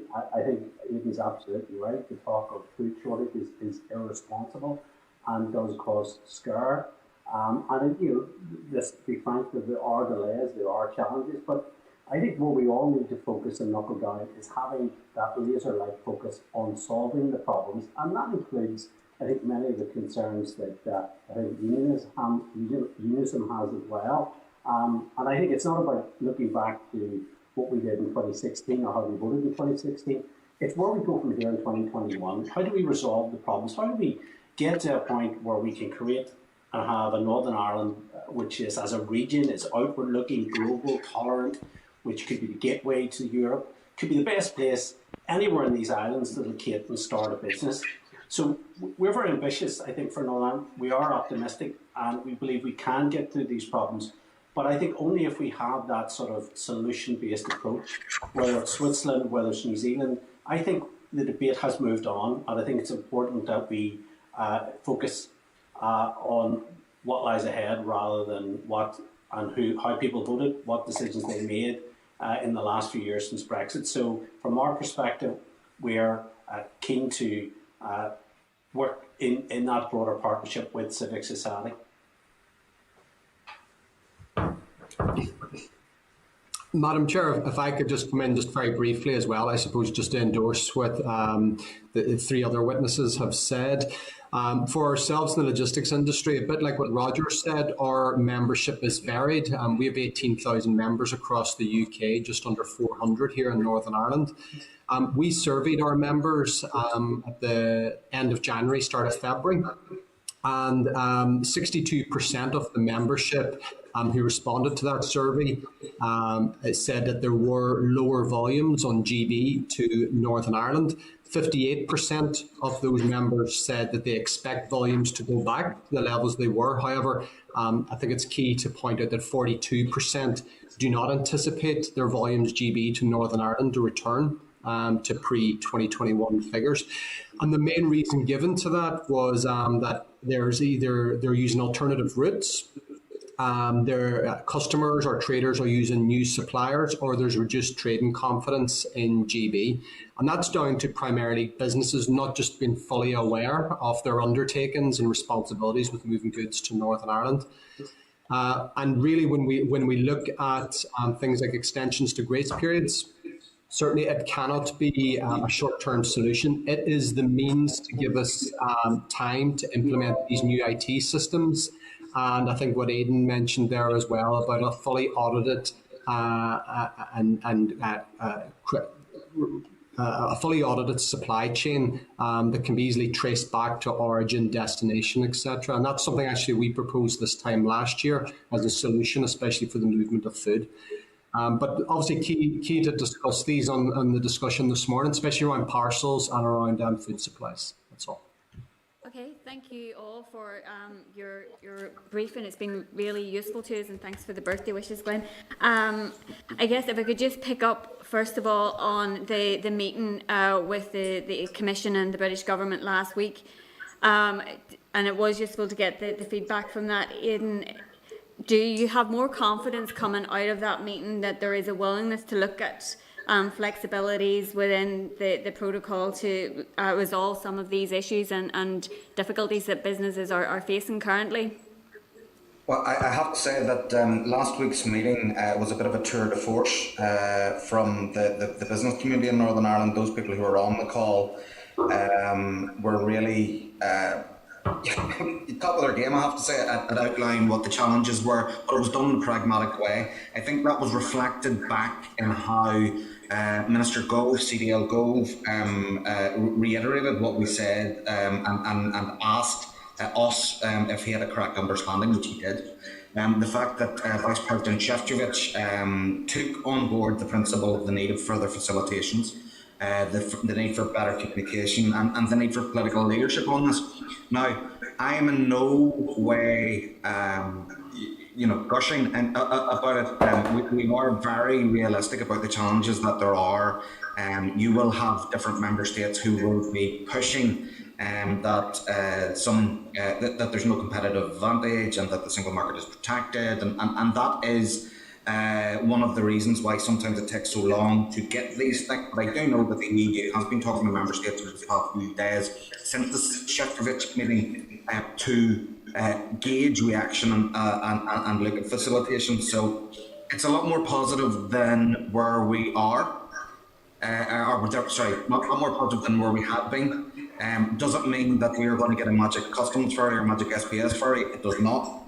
However, I think that we have done, as a business community, we've done as much as we can to fully articulate the concerns and also some of the solutions.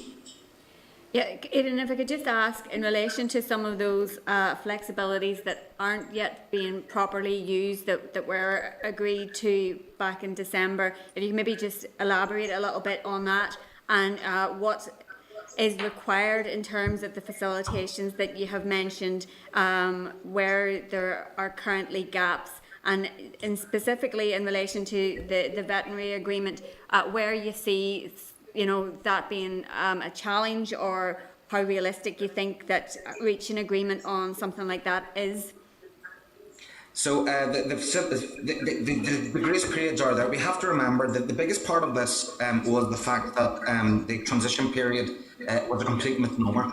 But it doesn't sound as good as the protracted negotiation period, which it really was. We only got the CDS system, the TSS system in place in the middle of December. Basically, we had a week and a half to get ready for it. The facilitation on partials was only known 18 hours before the end of the transition period.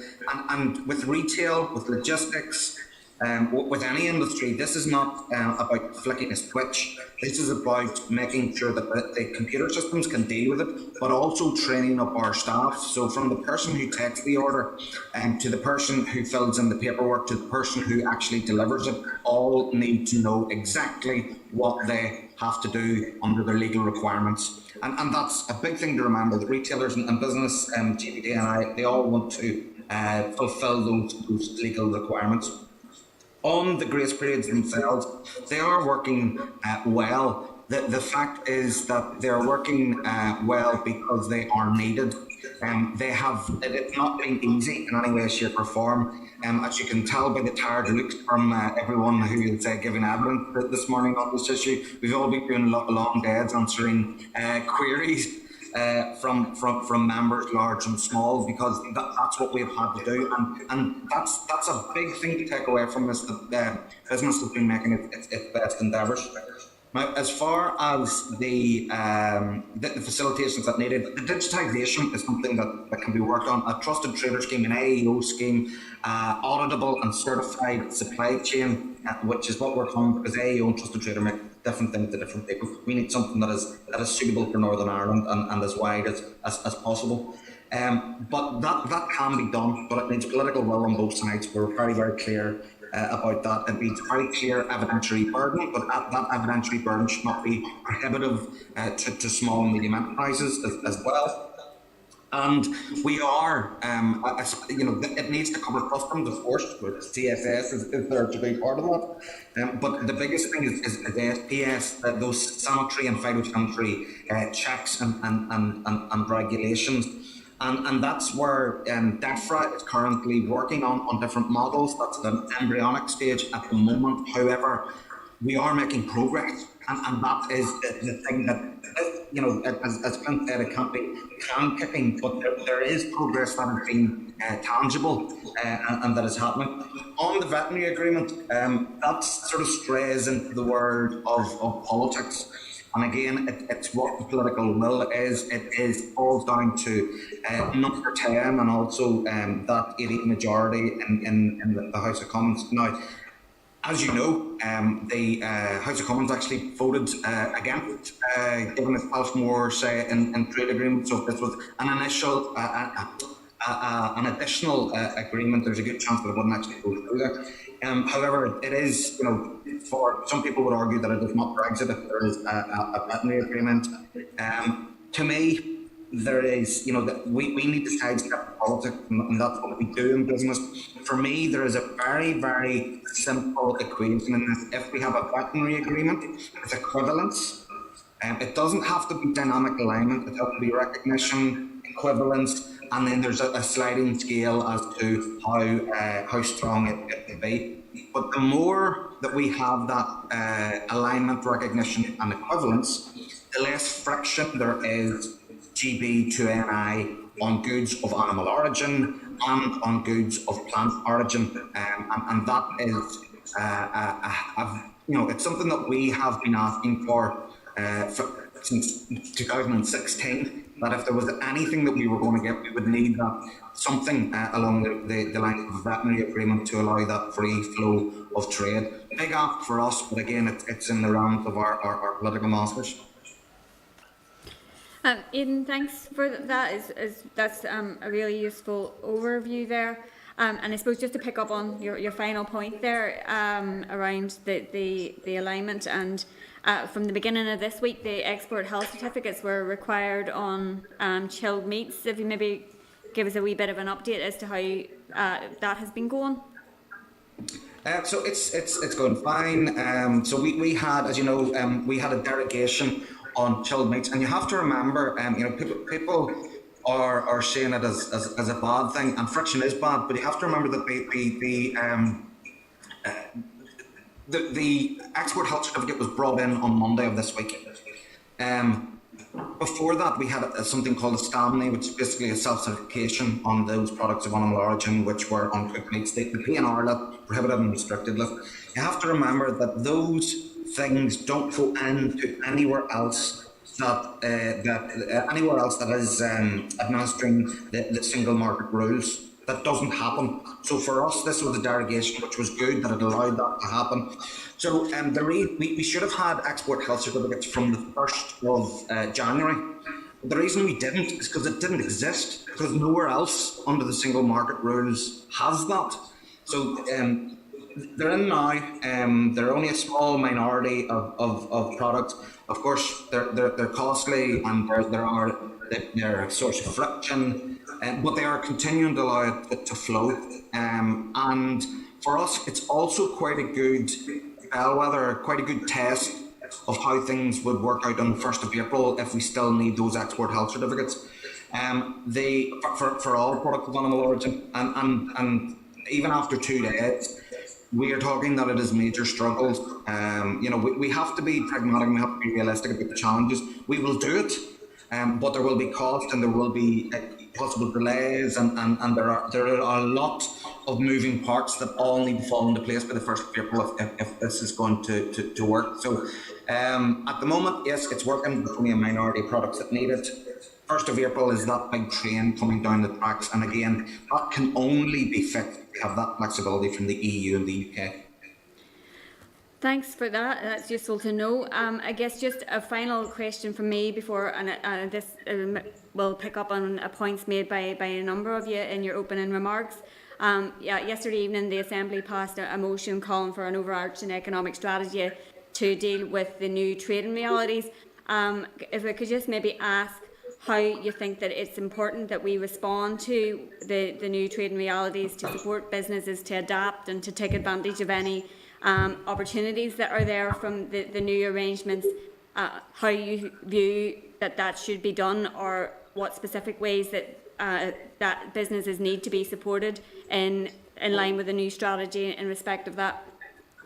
Well, sure, if I could maybe answer that now. I read through the Hansard, obviously, of the debate yesterday. It was quite a wide-ranging debate. I think that there's one thing, whilst we're all focused in the here and now and how we can work through the current challenges we're facing with the protocol, we also need to ask ourselves, what is the overall long-term vision about how we build relationships with the EU? I mean, over the years that we were members there, we built up a lot of contacts, a lot of good networks, a lot of good contacts right across governments, regions of the European Union. And I think one of the things that we perhaps now need to ask the Executive Office is the Executive Office in Brussels. I think that needs to be certainly obviously maintained, but I think enhanced as well. Obviously, Invest in I are in that office as well. So I think that needs certainly a new work plan to reflect the new realities of what we are, that we can continue to build on the contacts and relationships, and obviously the relationship that the protocol has, that we have with the single market. I think the other issue is, I think it is important that the European Commission reopen an office in Belfast. And I think not so much to do what it did before.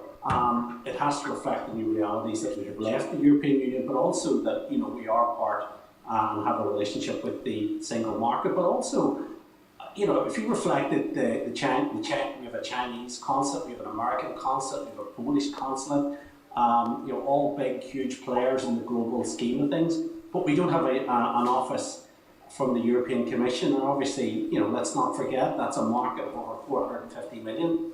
So we would urge, I think, that, and this is a takeaway for the UK government, to think again about this issue and allow a European Commission office to open, to act, I suppose, as a vocal point for engagement, not just with business, but broader civic society. Because, I mean, we're dealing with a huge, I mean, there are the big ticket issues that we're all having to grasp with. But, you know, we're day in, daily get a lot of queries, very technical queries from very small retailers that, you know, maybe are not attached to a wholesaler, that are bringing forward maybe a pallet or two here and there, and very technical issues around particular products that are facing delays.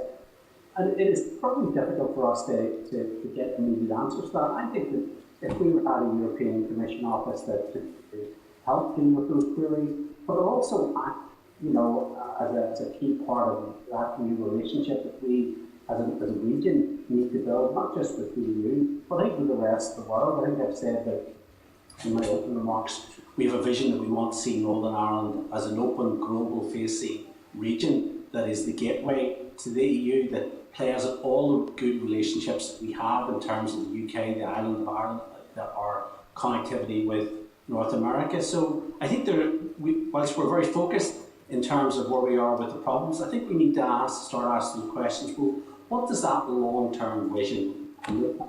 What does success look like for us as a region? And Rita and I, as part of Trade and I, which is Manufacturing I and Hospitality Ulster, and as you're probably aware, I think this committee helped launch our 2030 report last year, where we asked that question: what type of Northern Ireland do we want to achieve or look like or arrive at by 2030? So we need to see that long-term thinking about where we see ourselves in the world, and I think that was very much where the debate last night in the Assembly was. Madam Chair, if I just come in very briefly as well, I think obviously there is a responsibility of the EU here as well to hold up their end of the bargain, and something we said to Maros Sefcovic last week is that a lot of member states, a lot of businesses in the EU are not aware of the unfettered access that Northern Ireland has with the continent. So I think there has to be promotion of Northern Ireland as a place to invest in, but also for businesses here, I think Invest NI have a big part to play. I was dealing with an inquiry this morning from a large engineering firm based in Northern Ireland here, and they were asking, how do we get our goods to the EU, avoiding customs, i.e. capitalising on our unfettered access? So I was able to give them, it's quite simple. You use a T2 transit document and you bypass all those customs controls and potential tariffs, etc.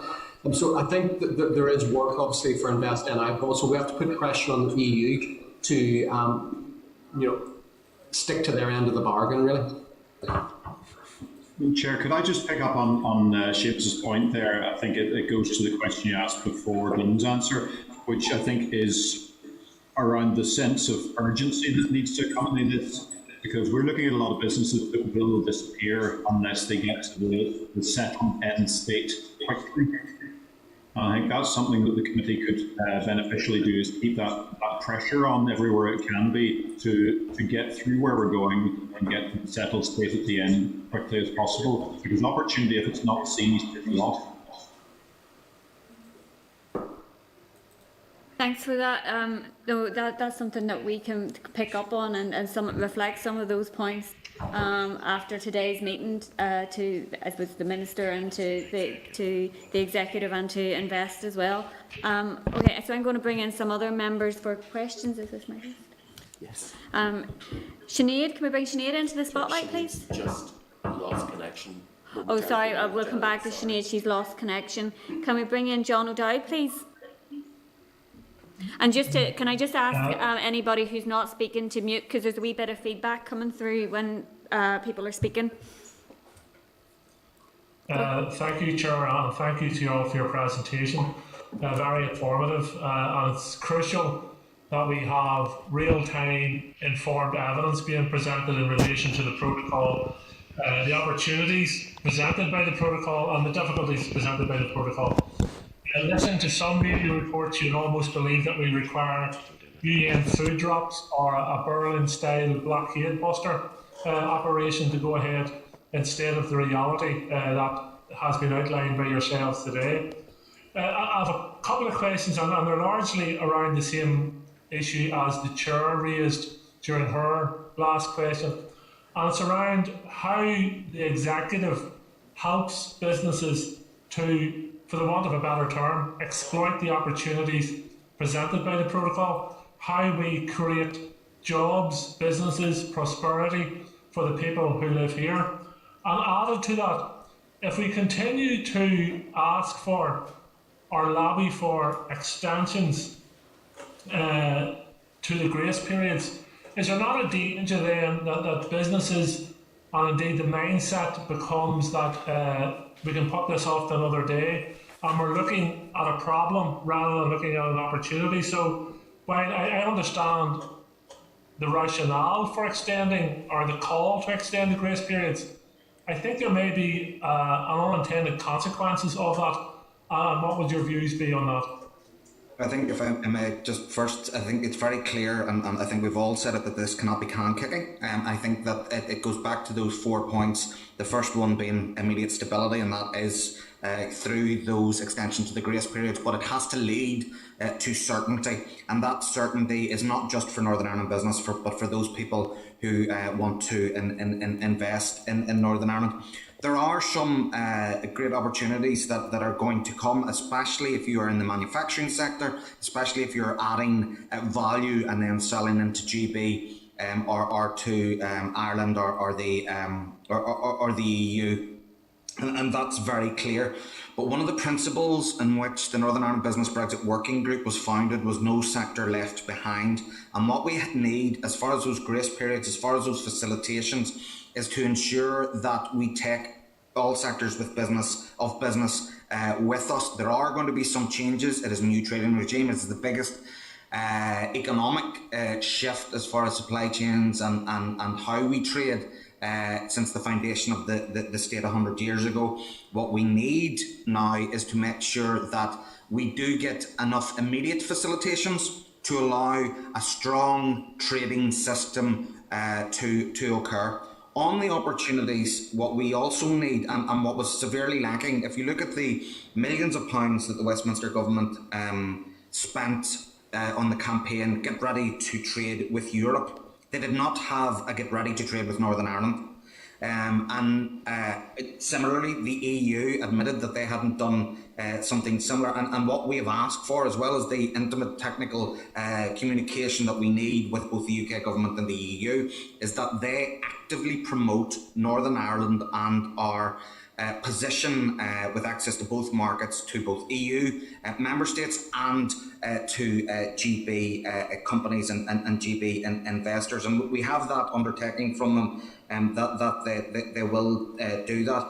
I think, though, a lot of this, any sort of trade change always is business-like certainty, shall we say, and any sort of trade change always takes a while before people are willing to invest. Now, what we've already seen last week was 2 large contracts that went to Northern Ireland agri-food processors, 2 retailers. One was Aldi, one was Lidl. I think both contracts were somewhere around £500,000, but they were for EU and Ireland, and those were facilitated by the Northern Ireland Protocol. So it's shown that there are opportunities there. What we have to work on now is that we have that immediate stability to mean that people can adapt, and that's what businesses are trying to do.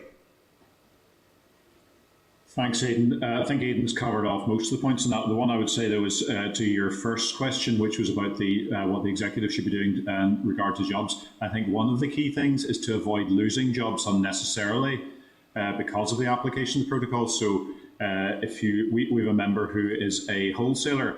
They're a Northern Ireland-based company, but they operate island-wide and they have employees on both sides of the border.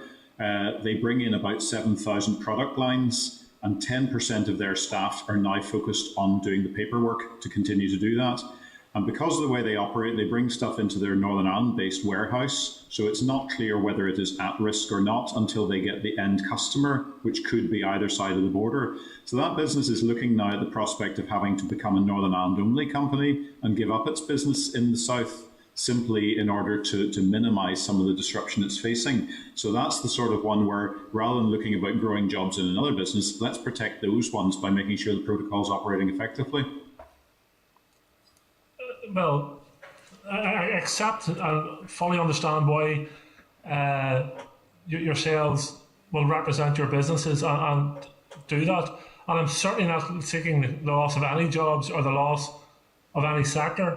But the strategy of leaving no sector behind could in fact be interpreted as that all sectors are left behind because we don't move forward. There's no economic strategy or trading arrangement that will encompass every business. Businesses open and close in all sorts of environments, and I fully accept and agree that the best environment for businesses to operate in and to flourish in is a stable trading environment. But I think it is a lot and maybe impossible of an ask to say that all businesses will be sustained going into the future. I'm not aware of any economic strategy that could deliver that. And the danger of doing that is that you don't create new businesses, you don't create new jobs, you don't create new opportunities. Completely take that on the chin, but that's not what I'm saying. What I'm saying is no sector left behind in the support that they need and providing them with the opportunities. There are going to have to be changes. There are going to have to be adaptations, and that's very clear even in the first sort of 8 weeks that we have been in, or 7 weeks that we've been in under the protocol. It's not that there will not be winners and losers in this. It's very obvious already that there will be. For me, the no sector left behind is that everyone has the opportunity to make their voice heard. Everyone has the opportunity to adapt if it is possible. And they also have the opportunity to articulate their asks. And that, for me, is the importance of the Northern Ireland Business Brexit Working Group. Not that we're going to get that magic wand, but that every sector under our umbrella has the chance to fully articulate those arguments and make those asks. Okay, thanks for that clarification. Thank you. Thanks, John. Is you need no back in? No. Bring in Claire, please.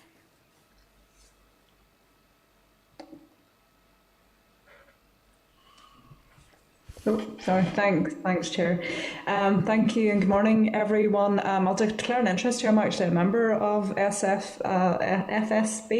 I don't have a business, but I use it for other purposes. I suppose I just want to talk to the difficulties that I'm hearing from a constituency level for small business in particular. I know that there's a political debate around this. I, certainly put my cards on the table and think there are opportunities with Brexit and with the protocol. However, if there are going to be challenges in relation to that, we do need to address those, and we need to address them in a meaningful way. I don't think we can overlook people's issues. Even commentary in relation to Amazon. An awful lot of small businesses use Amazon as their supplier because it's a gateway into those cheaper produce or products. And I don't think that we can diminish that because, it's not just about me as a consumer or anyone else, being able to receive a product. It's actually an important cog in many small business wheel. So I do think those issues need to be addressed. There was an interesting article, I think it was in the newsletter this morning, from Sam McBride when he talked about the big issues are yet to come, and over the next 4 months we will see an awful lot of businesses pulling out of Northern Ireland. I was just keen to hear your comments in and around that, because for me, I think what we need to do now is put our best foot forward and try and ensure that there is limited or try and ensure as much access, east, west, north, south as well, because I do think the east, west issues will have an impact on north, south, and I think sometimes that issue is not being looked at. And I have constituents who are saying to me, Claire, look, can we drive a van down to Cork to pick up a supply? Because we can't get it from our normal supplier in England. And I'm saying to them, well, no, I'm not sure you can, because COVID regulations, which also play into this. So, we're in a very complicated, difficult situation. There are issues. I don't establish those, particularly for small and medium enterprises in Northern Ireland, which makes up a significant part of our economy. I very much agree with all the points you've raised, and a lot of them are ones that are coming through to us from the wider membership. I suppose what we need to keep everybody's attention focused on is that commitment in the protocol that says it should impact as little as possible on the everyday life of communities in both Ireland and Northern Ireland.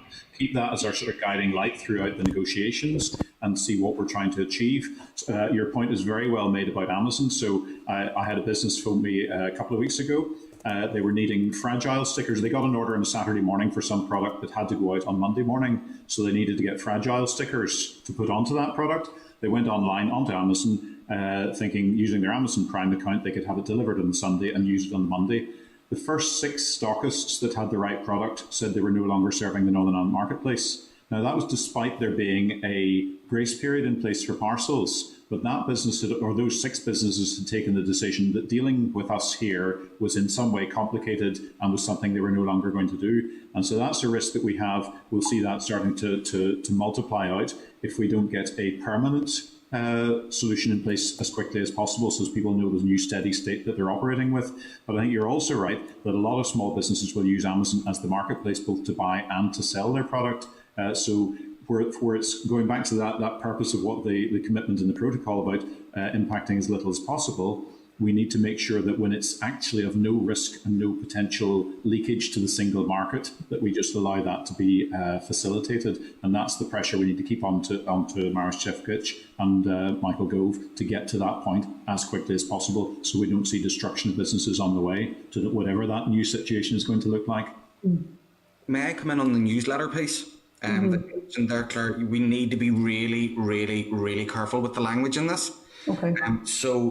No retailer has said that they're pulling out. It was about delivery to Northern Ireland. And I have severe queries about that. Firstly, and most importantly, because it is not what any of our members are telling us whatsoever. They are committed to Northern Ireland. Those who have been unable, you got to remember, 18 hours beforehand, before the end of the transition period was when we found out what the trading regulations on parcels would be. And a lot of them have had to set up whole new systems.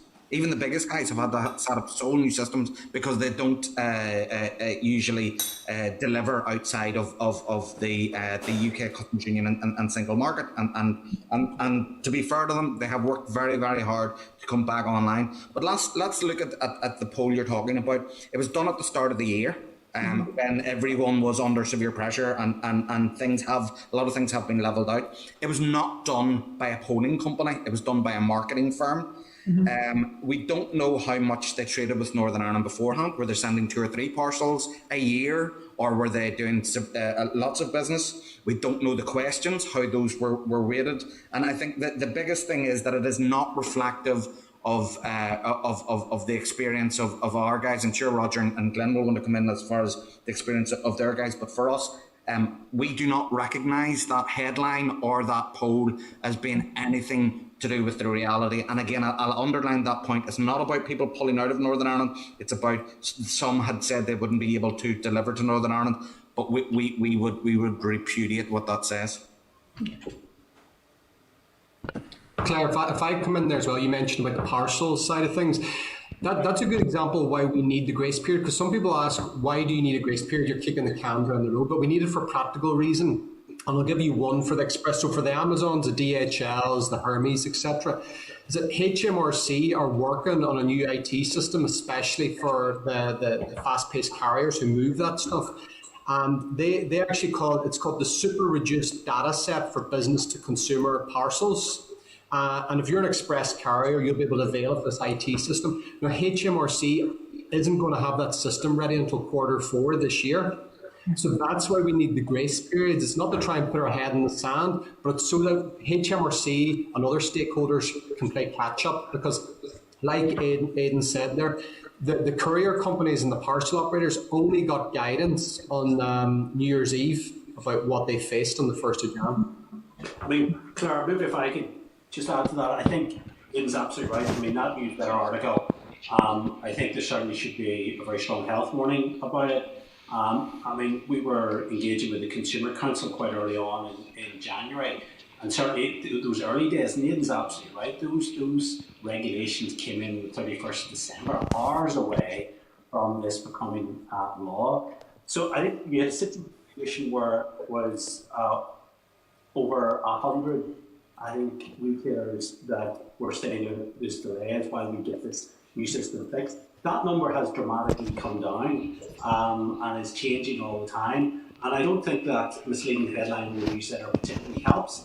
And it reflects that what we've always said, because we can get very jargon focused in this whole debate about the EU exit.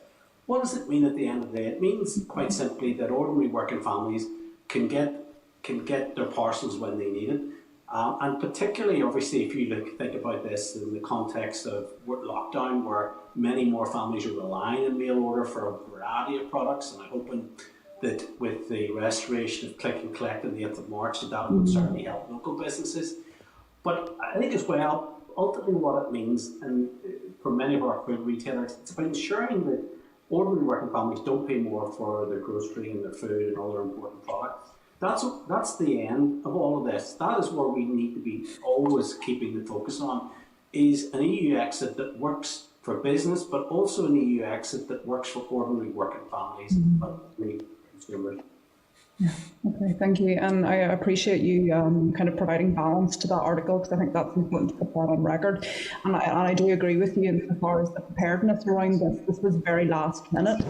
And what that led to is that businesses in England, and I have been speaking with some businesses in GB, and they're telling me that we did everything within our power to be as prepared as possible. We do recognise Northern Ireland as a marketplace, very important for that, but they felt 10% of the information wasn't coming from the UK government, and I think that's really regrettable.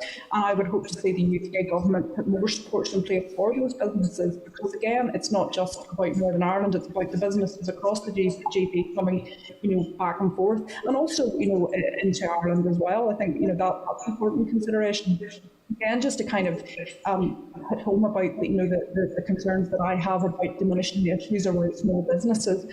You're 100% in saying that Amazon is a marketplace, and the future of small business in Northern Ireland as well, particularly for young people, is to utilise that marketplace and to make an awful lot of money. And I think it's those opportunities we need to be realising when we're thinking about all these particular challenges. Certainly I look forward to the issues in relation to Brexit being worked out over the coming months, and indeed I do think those risks need to be extended. But if there are other difficulties with that, we have an honest look at it and try and fix them, because we all suffer if we don't. So, thank you. Thanks, Claire. Can we bring in Gordon, please?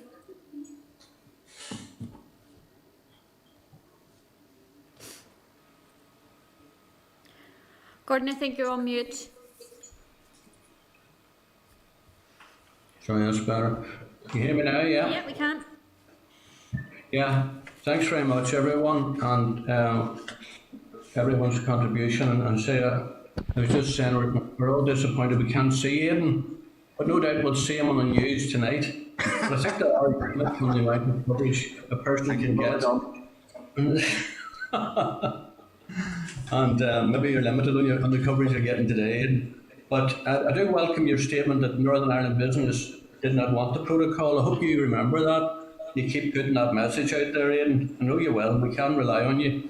But on a more, getting down to, I suppose, more specific issues, as Claire have mentioned, we're getting feedback from businesses locally. Seamus, could you maybe elaborate a bit on the haulage sector? I've been in contact with a large company, and they have a problem. The groupage issue, has that been sorted where you cannot break down container loads of goods coming in? That was a major issue. Obviously, a lot of our suppliers and businesses in Northern Ireland are bringing in small quantities often, and they break down loads and obviously move them out to retailers in various sectors. Has that issue been addressed, Seamus? It's been addressed, but it's not been fixed yet, Gordon. It's still a work in progress, and there's two aspects to groupage. There's your normal ambient, so your normal widgets coming in on groupage. You might have upwards maybe of 50 consignments on a trailer, So that's very admin heavy at the moment. The Trader Support Service, a lot of hauliers are using that. Initially, the TSS wasn't geared up for multiple consignments. It was designed initially for straightforward single consignment loads. They have been upgraded. They have upgraded the system recently to take into consideration groupage load. So that's getting a little bit better. And generally, I'm not getting too many complaints from members who are moving that type of groupage. But it's still, don't get me wrong, it's still taking a lot of work to do that. Where the problem has been with the SPS, the food produce, because you're going from multiple sites, picking up food, and technically that food had to be sealed and you couldn't break the seal. Now, we worked, myself, several members and the likes of Hayden and other business organisations worked with DERA, and I have to commend DERA. They've been first class in trying to help with us and act on our behalf, making representations to DEFRA as well. So we worked out a solution whereby you seal the pallets rather than seal the trailer. Now, there's a 15-step instruction process for this, and we've gathered feedback on that, how to improve that. Now, there's a few operators who are using this at the moment. It's still at trial stage. It hasn't been properly stress tested yet, but there are groupage consignments of food moving into Northern Ireland now. But it's very cumbersome, it's slower, and it's 100% checked. So you have to pre-notify DERA, you have to go for inspection. And that's to build up trust with, I suppose, the EU showing that, listen, we're capable of doing this, we're trustworthy, here's how it's happening. And then after a while, we'd expect those physical inspections to drop significantly. But the system needs digitised, and there's one of our large members who's working with one of our haulage members, that's a wholesaler and a haulier, and they're working with the Trader Support Service to digitise the system to make it faster, more streamlined. So we're gradually getting there. What we don't need is the end of the grace period on the 1st of April, because that will just add a ton of work onto this process. So I think the emphasis has to be on easing the burden, the checks, the formalities, simplification, and avoiding the EHCs as much as possible. Okay, what about the issue of empty trailers coming back? Has that been addressed, where there's difficulties, obviously getting a load to bring back, and because the supplies weren't coming forward? Yeah, so this is a problem. A lot of our members, the rule of thumb with a lot of operators, depending on your commodities, some are okay with this, it depends on your customer base. Others are saying the rule of thumb is 1 in 3 trailers that goes to GB is coming back empty. So that's adding significant costs, because obviously you're paying a driver to drive back to Liverpool or Cairnryan and ship an empty unit back. Generally, around when we surveyed our members for the month of January, revenue was down, members between 25-30%, and that was down to reduced volume. And what we have a trade imbalance on the Irish Sea now. So goods are leaving Northern Ireland bound for GB unfettered, and business is good. Our products, primarily agri-food products, are still hitting the supermarket shelves of England, Scotland, Wales. The problem is, and it's probably not helped by COVID, because there's certain elements of the economy still locked down, is that a significant amount of those lorries going over laden are struggling to find loads to come back to Northern Ireland. So they're having to make that decision: do we park up and wait, or do we take a hit and get the lorry back to Northern Ireland empty? Because I suppose the problem is, if we don't get the lorries back to Northern Ireland, whether they're laden or unladen, we fail to be able to service the continued exports leaving Northern Ireland. We've got to get those trailers back, especially refrigerated trailers, back here to make sure the products still leave Northern Ireland. So we did ask, we had a meeting with Michael Gove and Secretary of State a few weeks ago, and we did request that there be some financial assistance to hauliers who are in this bracket with regards to the shipping of empty trailers from GB to Northern Ireland. We haven't heard any word back on that yet, but they're aware of that. Okay, that's good. And the Trusted Traders scheme is working reasonably well. We hear bits about it, but how satisfied are your members with the Trusted Trader scheme? Is it for the movement of food produce? Yeah. The net's been, it's covered most sectors with food on that. I haven't had any complaints from members that haven't been included in that. I think people that have had to avail of that have been able to do so. But I think we need a more long-term solution to this. I think, what the other witnesses have said, we need a certified and audible supply chain whereby you are a trusted trader moving produce into Northern Ireland. And like that, you'd almost treat it like the VAT return principle, where you're an accredited trader moving goods into Northern Ireland, and you would volunteer the evidence of compliance, whereby annually to the authorities. You might be open maybe to spot checks. When I speak to businesses, they would be happy with that. And what it means the vast majority of produce come to Northern Ireland would be unfettered to a degree. They would still have to complete some formalities, but it limits the friction and the admin. Okay, Grant, thanks for that. Just generally, as I say, we have, businesses. We've had a fellow who sells cheese here locally. Can't get. He was buying it in England, obviously under retail, and he cannot get it. The supplier to supply him from England to Northern Ireland now since the beginning of the year. So there are ongoing issues. Had a message from a business there in North Down last night. He manufactures garden sheds, and his supplier for hinges says that the batch of hinges are stuck in Larne in quarantine. That just does not run well with people. It really, businesses, the public just are getting so frustrated with the whole thing. And unnecessary delays that are there and need to be addressed. Gordon, if I could just maybe come back, obviously all my colleagues on the call are getting similar queries.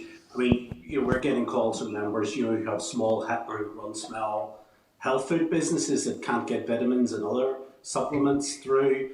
We have ongoing issues with horticultural retailers as well. And the sheer number and diversity of very technical queries that we get on a daily basis, which are very, very challenging to get answers to. And I think that's why that we do need to see better lines of communication so we can answer and get those problems resolved with the European Commission, or with whether it's an executive issue, whether it's a Cabinet Office issue, or whether it's bigger problems and challenges with the protocol. So absolutely, we get that, and let's not forget the huge burden that this protocol has on those very small independent retailers, who are weighed down by the bureaucracy, the form filling. I want those businesses focused on their future. I want those businesses focused on how they can recover from the pandemic and the economic fallout of the pandemic. I don't want those businesses stuck in filling in forms. I want those businesses looking to the future and helping to rebuild our economy. So it's important we address the many bureaucracy challenges that those businesses face.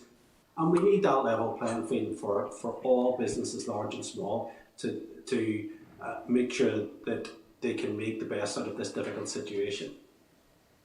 Okay, thanks for that, everyone. Thanks, Chair. Thanks, Gordon. Seamus, can I just ask, has there been any improvement in the issues in Dublin Port?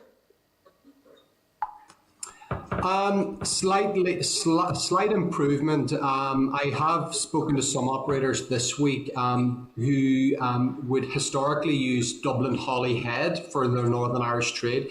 Dublin Holyhead's the fastest route to market if you're sending or receiving goods really from the south of England.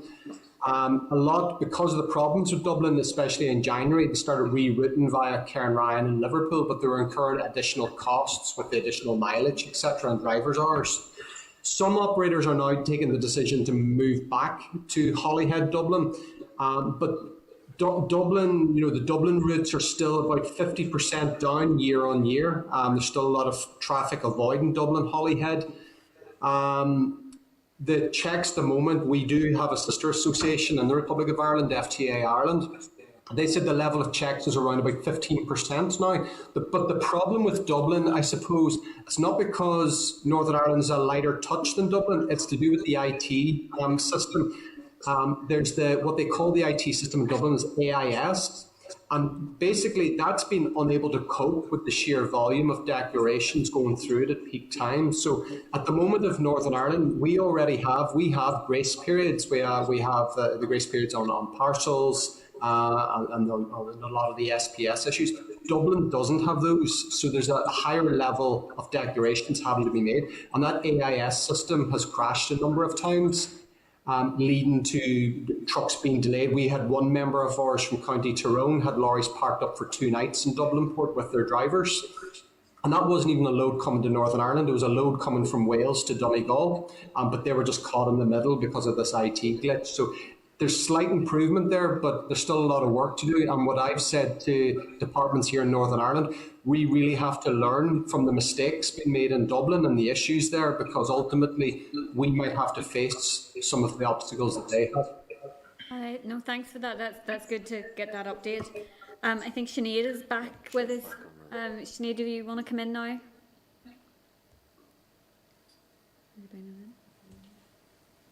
Can we bring Sinead McLaughlin into the spotlight, please? Hi, can you hear me? Yep, we can. Thank you very much, and apologies folks, I had to jump off. We had good news announcements today for heads of terms for our city deal in Derry, Strabane, so it was a pleasure to jump off for something really positive. So thank you very much for your presentation earlier on this morning, and I think the big takeaway is about being pragmatic and being realistic and looking at where we are currently at the moment in relation to this, and I don't think any political representative like the protocol. We're burdened with it as a result of Brexit, but I certainly am in the team that is looking for solutions in order for businesses to overcome this, and I'm particularly keen for our SMEs to get as much support that they can in order to overcome some of the difficulties that they are. And it's really welcome to hear from the briefing team this morning that there appears to be a willingness from UK and EU to facilitate some of a smoother access into both markets, and that's really important for our business community in Northern Ireland. My ask, I suppose, is how do we actually support our small businesses? And apologies if this has been asked earlier. How do we support them in order for them to get through some of the bureaucracy that they're faced with?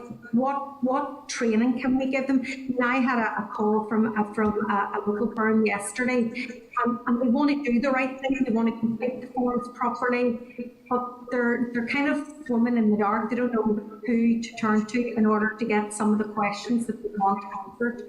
And they have said that they have asked questions from Invest in Line, and they were kind of pointed in the direction that wasn't really helpful to them. I put them in contact with the city. You're running a bespoke 1-to-1 training session regarding the trusted trader service. But really, we need to be more, focused on overcoming some of these obstacles and really supporting face-to-face these businesses as they try to fill in the forms and overcome the barriers that they're facing. I suppose if I could jump in there first, Sinead, and thanks very much for the question. The trouble is identifying which problems we're trying to address. And there's so many of these, and they are changing rapidly. So as some problems are identified and solutions are brought forward, they can disappear. Other ones, the problem may be on the other side of the water, may lie with the businesses buying them. Some of the problems are just a sheer lack of capacity. So I mentioned earlier, I'm not sure if you're on the call, about the wholesale member we have, who's using 10% of their staff to input numbers to track all of the products, the 7,000 product lines that they bring into R&M. So difficult to see what you could do for them without a complete systemic change, systemic change. So they're throwing resource at it on a temporary basis, hoping we get through the grace periods and get to an end solution. Chair, we're getting a lot of feedback on this. I wonder if it's possible to get some microphones muted. Yeah, if anyone who isn't speaking could mute, please. Thanks very much. So I think one of the things that the executive can do and the Department of the Economy can probably do is to invest a lot of time, capacity and resource into training so as we have more people available, but not necessarily to sell that to small businesses, not necessarily for them to take on as a permanent overhead, but to have those sorts of advisory resources available to them to use as and when they need them as they work their way through this sort of ever-changing landscape until we get more towards the stability that Aidan talked about that we need to get at the end of this period. So that will be our new trading environment. So assistance to get us through, and then people can then take on their own structures once we know exactly what environment we're operating in on a more permanent basis. I mean, the company that I'm speaking about, they have about 4 staff in total. So it is a very small operation, but they are importing and exporting, and they want to do the right thing. So therefore, I think there's a onus on us within the economy to make sure that the resources are there and the signposting is there and the walkthrough is there. You know, once businesses get their head around what is the expectation, and that it will be much easier for them to go through those processes. But at the minute, there's just the signposting and the training isn't as easily identifiable for some of those SMEs that it should be. I think that's true, and I suppose in some ways it's why we all employ professionals, you know, so any business will use an accountant or an auditor rather than actually learning to do all of those things themselves.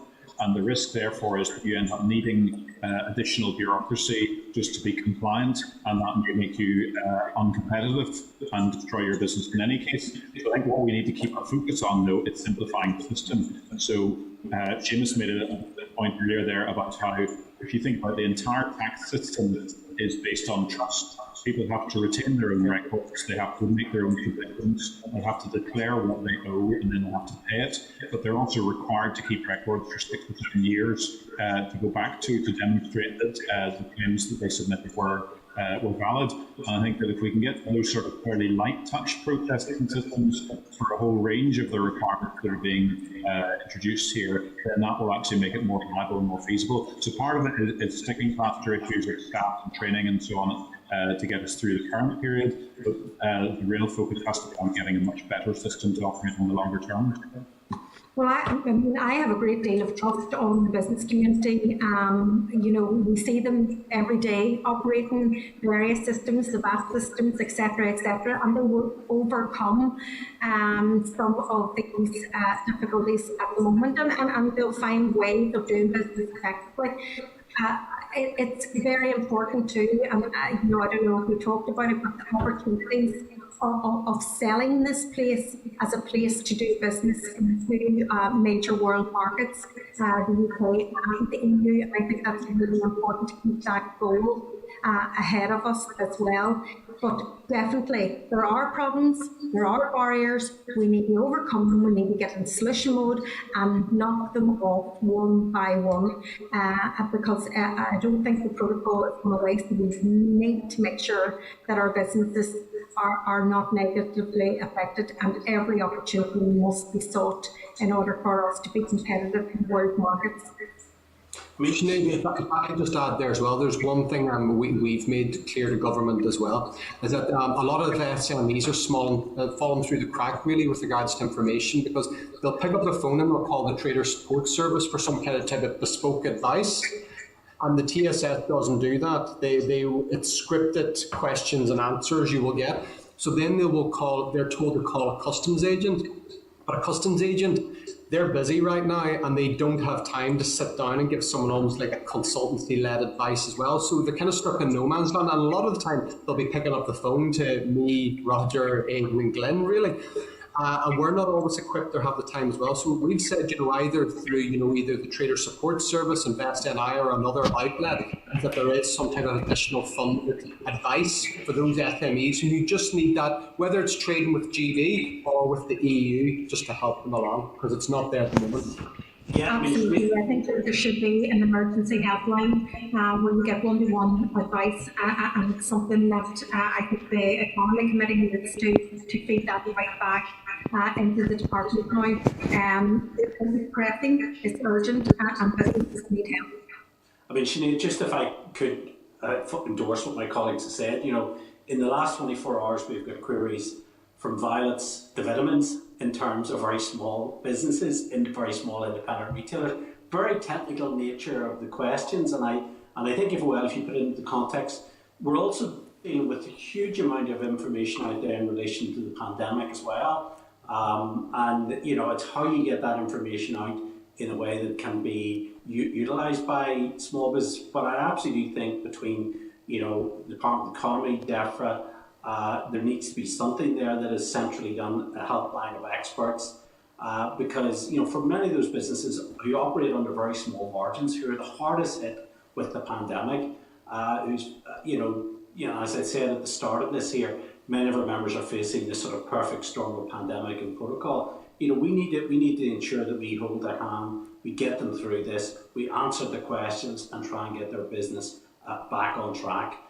Because it is our independent retailers, it is our small businesses that will have the toughest time, both with the protocol and the pandemic.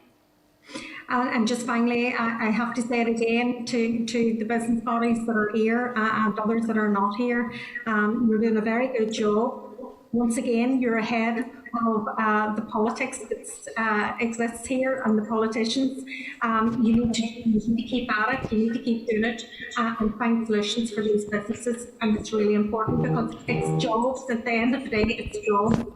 People can platform and cry about things and moan about things, but the real lives behind this, and people are going through tough times because of COVID and everything else, and we need to just make sure we can crack some of the difficulties that businesses are experiencing now as a result of the Brexit protocol. Thanks, Sinead. Can I just pick up on the point around the advice and stuff to businesses? When we had officials in a couple of weeks ago, they were pointing to the InvestNI webinars and that you can now book advice slots with those, and we're also pointing to Trader Support Service. But just based on what you said there, Seamus, that's maybe not the most appropriate help. How do you think those supports that are in place currently are working, or do you think that more is needed and more specific help is needed? I think really there's more specific help for people that either the Trader Support Service or a customs agent can't help them with. They need just that targeted advice and assistance to get them through. And I think there what Sinead said, you get people, in a room, a helpline where people can talk one-to-one with them and give them that, because it just doesn't exist at the moment. I think there's a lot of companies there. It could come down to the specific commodities that they move, that they're coming up against a brick wall and they need that help. And that can be traders, it can be hauliers and whatever, but I just think it would be good for a limited period of time anyway, until people find their feet and we get some certainty with trading conditions. Okay, no, that's useful to know, because I know when we had officials, they were saying that TSS likes specific questions, but if the people aren't getting the specific answers when they're asking those questions, then obviously something else needs to be put in place to help. So that's something. The other issue here is that none of us realised the complexity of the economy here and the business environment. So we all do whatever we do, and there are members who run their businesses in a particular way, and they're experts in the field and how they run their business. And suddenly there's been a colossal change to the operating environment for them, and there are really very few experts around to advise them on how they do what they do in this new context. So I think we can get up a lot of generic information on websites and so on like this. We can run webinars. We can have a degree of telephone advice supports and so on like this in place, but there will be an awful lot of things where the challenge is so complicated that you couldn't advise on that basis, and those businesses are really toiling as they try to navigate their way through the system themselves whilst also still running their business. No, that's useful. We will be having an Invest NI with us quite soon, so that's something that we can explore a bit more with them, and also intertrade as well for cross-border businesses. But look, that's really helpful. I've just got one final question, and it might be a bit political, but you talked about the getting some of these solutions will require political will.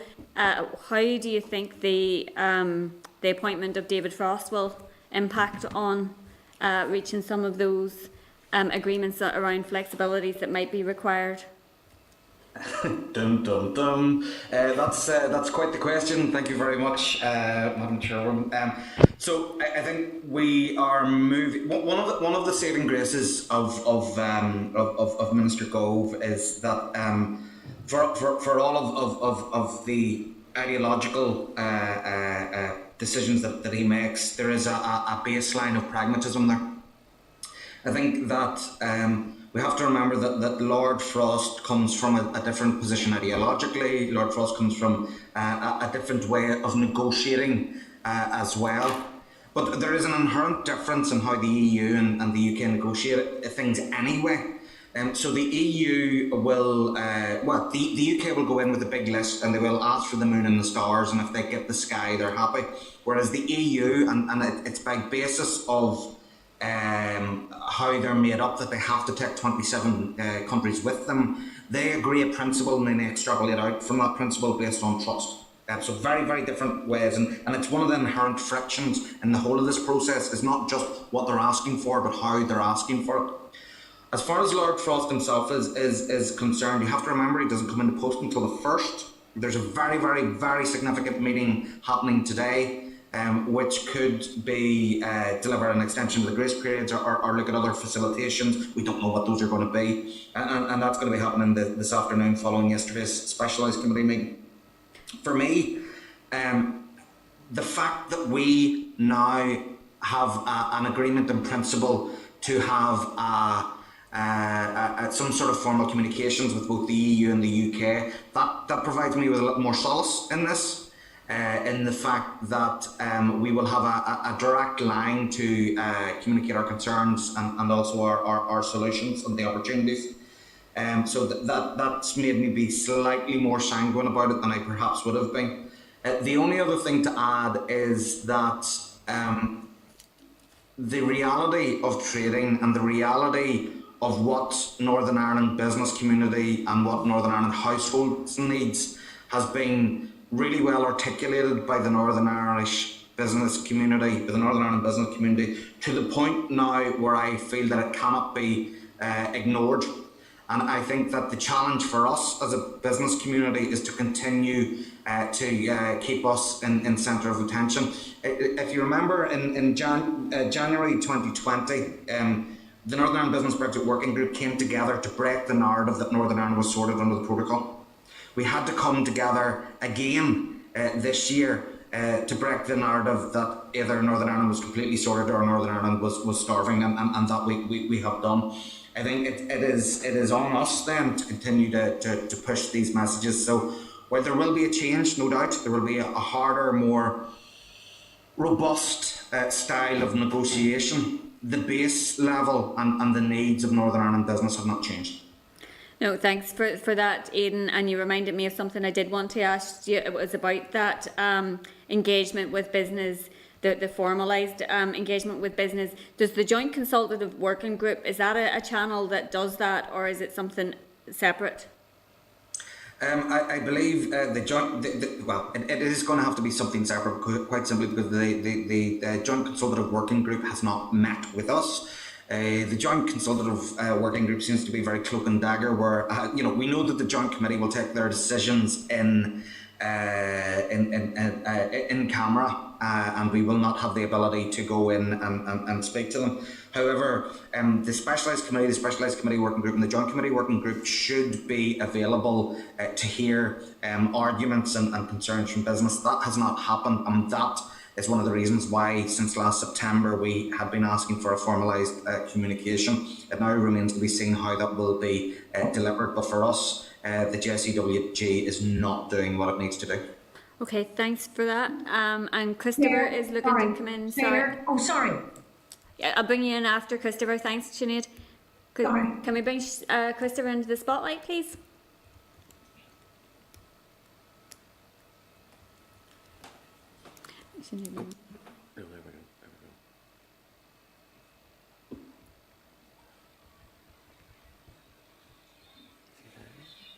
Christopher, can you hear us? Yes, there we are. I can't see me because the internet in Parliament buildings is rubbish, and anytime I try to use sort of camera and at the same time, the thing inevitably collapses on me. So I just want to ask, what does it say about the fact that clearly it's only been operating 60 days or something like that? There will not have been time for the UK to diverge from any particular EU regulations at this point. But already we're seeing restrictions imposed upon the movement of goods from GB into Northern Ireland. What does that say about the potential for the expansion of this protocol going forward? On the divergence part, it's not whether or not you have diverged, it's whether or not you have the potential to diverge. It's whether or not you are under the same legal framework. And this is, you know, I had this in the Infrastructure Committee a few weeks ago when someone was saying, is a sandwich in Kernran is the same as a sandwich in Belfast? No, because it's not regulated in the same way. It is not, does not have that equivalence. It does not have, and even though we are exactly the same at the minute, the potential for divergence, and we've already seen things like CMOs and herbicides are being discussed as potential areas for divergence in the short term. It's got nothing to do with we could have the same standards, but unless they are recognised, unless they have equivalence, then it's not. It is not the same ball game. Now, what we have been trying to do is to show that there's very little risk. Using the principle of dead end host and ask for that auditable and certified supply chains. We can show from point of departure that what is leaving falls under those single market rules, and we know exactly where it's going to be sold.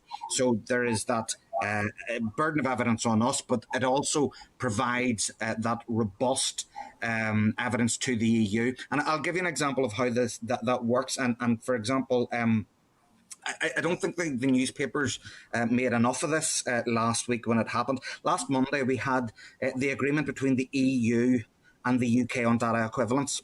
Now, there were a lot of people, that was ongoing. That work on that had been ongoing since last October, end of September, starting October. And it was a real worry. And even for us in Northern Ireland, because you've got to remember the protocol only covers trade, it does not cover services and so for us, that is really significant, because what happened was the EU said, if you want data equivalent, if you want to be able to move your data into the EU data into you will need to provide a security framework and evidence to show that security framework is in place. The UK then did that. And actually, I was quite surprised when that happened on Monday, because there were still a lot of questions that member states had. But the Commission then rubber stamped that, and that lays down the principle that if we in the UK provide evidence to answer an EU concern, then the EU will move. And that's what we need to get to as far as a certified auditable supply chain, just the trader scheme, if you will. Yeah, because the EU is known for being a very flexible organisation. When you say that we got a derogation on meat products that hadn't happened anywhere else. We've got a 3-month grace period. I'm not here as a cheerleader for the EU. I'm telling you what business needs, what business has asked for. Okay, so the burden of evidence is on us. So ultimately, the rules that we live by will be determined by people from outside of this country. Imports from the Republic of Ireland were estimated in Northern Ireland. The NISR published the figures for 2018. Imports from the Republic of Ireland were estimated to be worth 2.8 billion. Imports from the rest of the EU were estimated to be worth 2.6 billion. Imports from the rest of the world were estimated to be 2.4 billion. Meanwhile, purchases, because they are purchases, they're not imports. Northern Ireland's part of the United Kingdom. Purchases from Great Britain were estimated to be worth 13.4 billion. And surely that demonstrates that actually placing barriers east-west is going to have a much greater impact in a negative sense than north-south. Not that I'm advocating for either. There's no argument against that, but you have to remember what the business community has asked for and has asked for from day one was absolutely no barriers. Anyway, we had argued and we had said that the economy was not built on 20 years of peace. It was built on 40 years of being within that trading relationship. We have a cyclical integrated supply chains across these islands. Even if you look at that 2.8 billion of Northern Ireland agri-food that our members and large retailers buy. We are 1.9 million people here. We feed over 10 million people in GB. But 60% of that goes through the Republic of Ireland just-in-time supply chain. None of this can be seen in singular terms. It has to be looked at as entirety. What we're trying to do now, as I said earlier, we did not ask for the protocol. In fact, I am on record as saying that the Prime Minister hadn't business nor communities. What we are trying to do now is make facilitations and to argue for those flexibilities from both the EU and the UKG to enable trade to happen. My concern in this is not constitutional. My concern in this is not political. My concern in this is as it always has been, to continue to provide the people of Northern Ireland with the choice and affordability they need. Well, I have to say, in not wanting the protocol in that, you have an ally in me, because unlike several of those who have spoken in this committee meeting, I didn't vote for a motion urging the rigorous implementation of said protocol and said trade barrier between up the middle of the Irish Sea, between one part of the United Kingdom and another. I think I'd probably leave it there because I've made the points that I wanted to make. Thank you.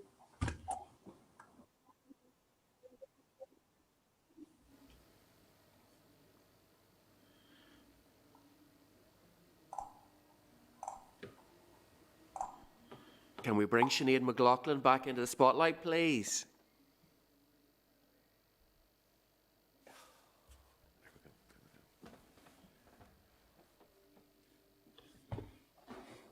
Can you hear us, Sinead? Yes, can I hear you now? Thank you. No, I just wanted to come back to Aidan at the very beginning of the presentation. He indicated that as a result of the meeting that they had with the joint meeting that they had with Gove and Sefcolich at the beginning of this week or last week, whenever it was anyway, that he felt that the consultation or the discussion was, I suppose, enlightening. We'll put it that way, enlightening to both ministers. I wonder. He said that they had committed that they would continue on that consultative process with the business community. In what form did they actually commit to that? Was there any formalised form? Because the joint working group, the joint committee obviously doesn't allow for that, but we need another way to get your voice in there so that we can deal with these problems. It was enlightening for them in the fact that the guys who were around the table, professionals one and all, were able to articulate very well the concerns of their own sectors as well as individual businesses who were used as examples. For me, the fact that there was that sort of acknowledgement and I don't want to go so far as to be so flippant as to say there was a penny dropping moment, but there was a greater understanding that was imbued because of that conversation. My understanding is that they will come back to us with an idea of that formalisation. At the end of the day, you know, we are bit players. We are merely on the periphery of the politics of this. It is now understood that we have to be listened to, and how they engage formally on that will be up to the EU and the UK. What they have said is that there will be a formalisation of that process, and to me that really means that it needs to be out of the JCWG, which isn't functioning the way it should be. Yeah, well, it's not that you're better players. I think you're going to be the problem solvers. So it's really important that you get a process or a formalised way of inputting information to those bodies so that they can overcome some of the barriers that you're facing and bring in solution modes to everybody's aspect, whether you're pro protocol, against. I don't know anybody that's pro the protocol. We're just trying to work through it. That's it. Just trying to work through it. Nobody loves it. Chair, can I pick up on that point, and also your question earlier about Lord Frost and Mr. Stalford's question as well, in some ways, because I felt that Aidan was left to sort of bat for a long time in a sunny wicket. But I think that they all highlight the point that this group has very studiously not taken any political sides. We deal with whatever we find in front of us, whether that's the people or the regulations or the legislation. And I think that's what's actually given this group the integrity it has throughout the whole process of the last number of years, really, because we had the Theresa May government first. We worked with them. We then moved to the Boris Johnson government. As you say, now we've got Lord Frost in there. Whoever is in doing the role that some other party has put in place to do that role, we will be engaging with them to advocate the issues that are affecting our members and our customers and so on like that. And we will aim to try and just gather as many allies as we can in the pursuit of making whatever we have work as well as we possibly can. Thanks for that, Roger. And I think that's probably a good place to finish with. And I thank you all for engaging with us this morning. It has been, as always, useful and informative and enlightening, to use Sinead's word. So we really appreciate it, and we appreciate the constructive role that you all have played throughout the last 4.5 years, and I'm sure we'll be continuing to engage with you going forward through the rest of this. So thanks again for your briefing this morning. Thank you very much.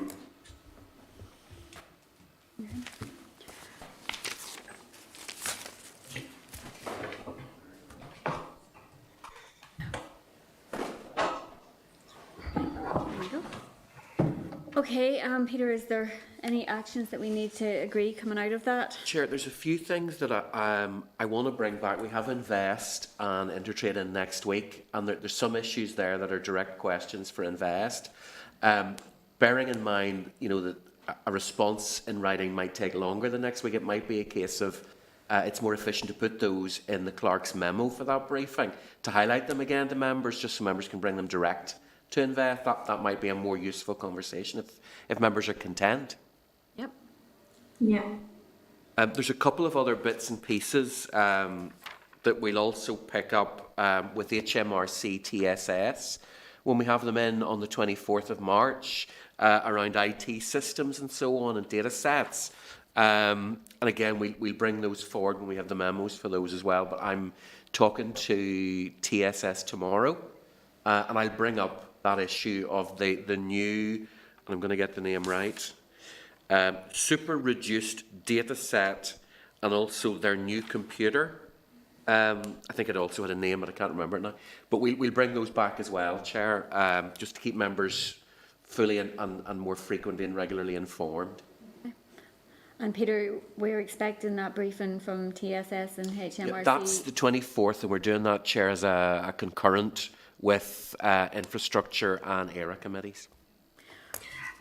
Sorry, Chair, can I just ask, I think it's really important that we go back to the Permanent Secretary of the Department and ask about that direct support or advice line for the business communities as they try and bed down the new systems in place and to get some focus on that. I think it would be really worthwhile. It's not a long-term commitment by the department, but it is something that businesses need now. Chair, what we'll do is we'll write that back to the department. That'll go into our DALO readout as information we need to have. I also think it might be worth getting clarification from Invest as to how they reorient resources on this in terms of a lot of the advice so far is being provided by Invest. This is expanding out considerably. You heard what the stakeholders had said about very specific questions that need more than a matrix answer. So it's how that will be funded. And I think Invest will probably be the front line up, but we'll use that dual track of bringing it up with Invest next week, but also writing to the department to clarify what their role will be, whether they'll be able to draw down specific funding. Members will recall that there's quite a few million sitting in the budget for 21-22 around Brexit. and this would seem to be a particularly good use of that kind of money. So we clarify with the department whether that's part of their planning. Thank you. Okay then, well, if members are content, we'll move on to matters arising, because we've quite a bit to get through. So at page 171 of your pack, there's a response from the Minister on support for students. The Minister notes that support has already been provided to FE students. The Minister also highlights that the £500 payment will be made via the institution which the student attends and not the department, and the department is not authorised to make payments to higher education institutions outside of the North. So unless members have any comments, this is to note. Chair, can I comment? Yeah, go ahead, Sinead. The Minister indicated that she had no legal standing in order to support students that are studying in GB through their particular institutions, but the Minister could set up a grant process, as she has done for many grant processes during the COVID within her own department. And I know that there is a heavy burden within her department, but you know, we're talking about solutions here. We need a solution to this. They're in severe financial difficulties, our young students, and we need the Minister to find a solution, a way, a methodology in which she can support our Northern Irish students that are studying in GB. If she feels that she can't legally give money to institutions within GB, then she needs to do it through her own department and give a body of proof and evidence from students that they are actually studying in GB. Chair? Yep, Christopher, go ahead. Yeah, Chair, just there's two points arising out of that. Firstly, earlier in the thing, in the meeting, I raised the issue because it was said to us on a previous occasion, basically how the department is low on civil servants and struggling to get money out the door as is. I think that to try and use departmental official time to distribute money to learning institutions throughout the rest of the United Kingdom, or indeed south of the border, the administrative complexities of that would just be enormous. I obviously have the deepest sympathy, and if there's some way beyond that the issue could be addressed. But I do think it's important. We've already received advice that officials are, and believe me, I'm not altogether sympathetic sometimes to the civil service, but we have already received advice in that regard in terms of the delivery of the existing schemes that are in place. And the second issue relating to it, and I didn't get looking at that letter, but the second issue relating to it, I had raised the issue around students at colleges that are neither Queen's nor Ulster. So, for example, recently, a year and a half ago, Queen's ended its relationship with Union College in terms of teaching of theology, and there's other theological colleges around the place in Northern Ireland. I'm just wondering, I think the scheme could be delivered as is through those institutions, so just wondering, did we get anything back on that? Christopher, I don't think that point is specifically addressed in that response, because we wrote on that issue last week. But Peter's going to come in here. Chair, I think we're at a point where, because we've written a couple of times on this, the response that we've got doesn't necessarily address that specifically. But what it does suggest is that the department is speaking to other institutions that wouldn't have got funding for their students in that first round. So that would suggest talking to the likes of the Irish Baptist College, Belfast Bible, Theological Union, and so on. So hopefully the correspondence specifically stating that will come in a response fairly soon. But we are aware that they're talking. That's dead on. Thank you. Thanks, Christopher. John O'Dowd. Chair. Sorry, John was just one, and then I'll bring you in after John. Claire, thank you. Oh, sorry, beg your pardon. Thank you, Chair. Just in relation to Sinead's point, there has to be a solution found to that in terms of students studying elsewhere, because the Minister has referred on a number of occasions that there are student hardship funds quite obviously available in England, Scotland, Wales and the South. Can we get information on how those student hardship funds are working? What sort of grants are available to students and how accessible they are? Just to fill that information gap in relation to those. And I raised it with the officials who were giving the presentation in relation to the 14 to 19-year-old strategy. There is a glaring gap in the scheme announced by the Minister.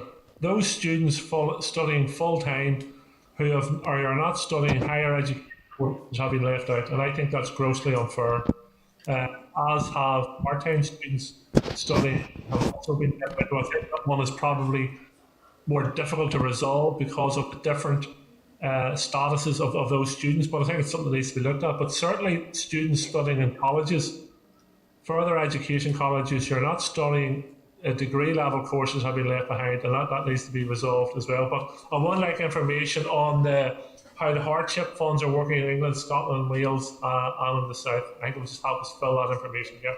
Thank you. Thanks, John. Claire? Thank you, Chair, and sorry for interrupting you, John. It was suggested to me that it could be potentially facilitated through Student Finance NI. Now, I'm not entirely sure of the logistics around student study in GB. Do they get their student finance through the organisation in Northern Ireland? And, is that an opportunity to do it? Because I suppose the Minister's response insofar as the legality around it would be through facilitating it via the universities. But is there another opportunity to do this? Because most students will access finance, through Student Finance NI. And indeed, those students who are accessing that are, probably can demonstrate the need for it as much as anyone else. And I also agree with John's point in respect of FE students not studying higher education. I think that needs to be addressed as well. I'm getting some correspondence from constituents in relation to that. I think it's something that we need to look at more widely. Yeah, thanks, Claire. Yes, students in Britain and in the South are paid through Student Finance NI as well. And the Minister did indicate, I think, in responses to questions in the Assembly that she was exploring that, but they weren't being overly helpful. I don't believe so. Is something maybe we'll ask the department specifically. Yeah, Chair, I think it's hitting against data protection and other issues like that. But as you say, the department is having those conversations, and it might just be a case of supporting the department in doing that, putting that additional pressure on. So if members are content, we can write very specifically on that point, indicating that the committee would support that kind of conversation. Yeah, and also asking for that information in relation to the other supports for students. Okay, so moving on. Did somebody else? Gordon wanted in as well. Sorry, Gordon. No, it's okay, Chair. I think the points have been covered. Thank you. Thanks, Gordon. So moving on then to 6.2, page 174 of your pack, there's a departmental response regarding community energy. We had written to the Minister on the 2nd of February following our informal meeting with Drumlin Wind Energy Co-op and others in relation to community energy, asking that they ensure the proposals are considered as part of the overall energy strategy. The Minister's indicated her officials have done this, and she's also highlighting that there's no existing legal framework within which to develop community energies, but that is being looked at as part of the energy strategy. So that's something that we will come back to. And we'll forward that response to the... We've already done that. Okay. So that's to note. Moving on then, page 176, there's a departmental response including a table outlining the baseline and additional funding provided to Intertrade Ireland for the current financial year and the previous 5 years, which was something that we had raised with the budget, the officials briefing us on the budget, a couple of weeks ago. And as you can see, it highlights Intertrade's dependence on top-up funding over the past number of years. So that's something we can explore with them next week. And Peter, there was an interesting thing in the table where it says they had £133 for NI protocol last year. Is there knots missing at the top? Yeah, I think that's what it should read, thousands rather than like they. Yeah. Just thought that was not very much. So moving on then to page 177, there's correspondence from the department on an update on the work of the EAG. The committee at our meeting on the 3rd of February had asked for an update in relation to this. It indicates that The group has met 9 times. There's not an awful lot more information there, and it also indicates that a number of people have been added to the group, but they don't seem to have been from the sectors that we had asked for representation to be added to. So it's something we may want to take up with the department and the Minister again. Chair, if members are content, we can write asking for greater detail. As you say, the response doesn't really go into what the meetings are about. It just talks about the number of meetings. For the committee to apply the sort of level of scrutiny it requires, we need more detail on that. So if members are content, we write to ask for a fuller new list of exactly who's on that, plus more detail about what each of those 9 meetings covered. Yep. Okay. Thank you. So moving on then, page 178, there's a response from the department about the airport recovery plan, which we had sent on to the department following our meeting on the 10th of February. And the department has indicated the importance of airports to the local economy and the executive's ongoing support. So additional funding has been granted to the 3 airports in the past few days to support them during the downturn in business caused by the pandemic. So at this stage, that is to note, unless members have any additional comments. Thank you. Okay. So moving on then, page 180 and 181, there are responses from the department regarding letters that the committee had forwarded from Rani. The committee at its meeting on the 9th of December considered a letter from a member of Rani, and the correspondence was then shared with the department, and we asked for an update on RHI tariffs and the scheme in general. The department has indicated that officials will be able to attend the committee in closed session to provide further detail. So if members are agreed, we will seek to bring officials to the committee. Peter, why are they wanting it in closed session? The consultation, Chair, is still in progress. Therefore, any discussion of that and the analysis thereof wouldn't be public yet. So that's why they're looking for a closed session. Okay. Are members content? Yeah. So moving on then, page 182, there's a response from the department regarding support for small tourism accommodation. The department has confirmed that small tourism accommodation will be included in any hospitality or accommodation voucher, and there is specific reference in it to self-catering accommodation, which isn't included in the B&B and guest house scheme. And I know that some members have been contacted in relation to that, so is that something we can share? Yeah, we can share that with the bodies that we've been corresponding with, Chair. Okay. Chair, could I just come in on that, please? Yes, go ahead, Gordon. Yeah, just on that, I would welcome that. I think the important thing here is that these operators now can apply under the local restriction support scheme as a result of the requirement to close from October 2020. That's new. That actual scheme, the small tourism one, as I understand, has closed. But they can now apply, and I've certainly sent that information out to some businesses in the tourism sector and told them to get on with it and to apply through that scheme, which I think is important if we could highlight that and make people aware that they can now do that. Thanks, Chair. Thanks, Gordon. So moving on then to page 183, there's a response from the department about what it's doing in relation to fraudulent claims for the COVID support schemes. At our meeting on the 3rd of February, the committee received an oral briefing from the department on the financial support schemes and asked for details from the department on the nature of the disclaimers which the department includes in approving applications for the COVID support schemes to cover any fraudulent claims and potential need to claw back funds. So each scheme highlights that participants' claims form part of a legal contract that would be breached if any of the claimants were deliberately misleading. So this would form the basis of fraud. So that's just useful to know as to note, unless members have any particular comments. Okay. Chair, I think we just welcome that. It obviously is very detailed and so on. Just on the large tourism scheme, I've had some feedback this week that it looks like it's going to be the end of March before payments are made. Now, that's almost a year that those large hotel operators and business operators have not had any payment. So perhaps we could highlight that to the department and try and put some urgency on that issue and trying to get it addressed and that payment is made as soon as possible. Yeah. Thanks, Chair. Gordon. I have been contacted myself about the large tourism scheme and has confirmed from the department that people will be contacted at the end of February and payment should be made in March, but we can reflect that back. I think it's, Chair, it's just worth getting an update on the specifics of that. I know the way that scheme worked was slightly different from others where there was a proactive contact by the department, but I think it's important just to be able to reassure those expecting payment that that's how the process is going to work. Yep. Okay. Right, thank you. Thanks, Gordon. Moving on then, page 188, there's a letter from Michael Gove MP regarding the implementation of the protocol. We had invited Mr Gove to brief members, and he makes no reference in his response to coming to do that. So it's to note at this stage, unless members have any comments they wish to make. Okay.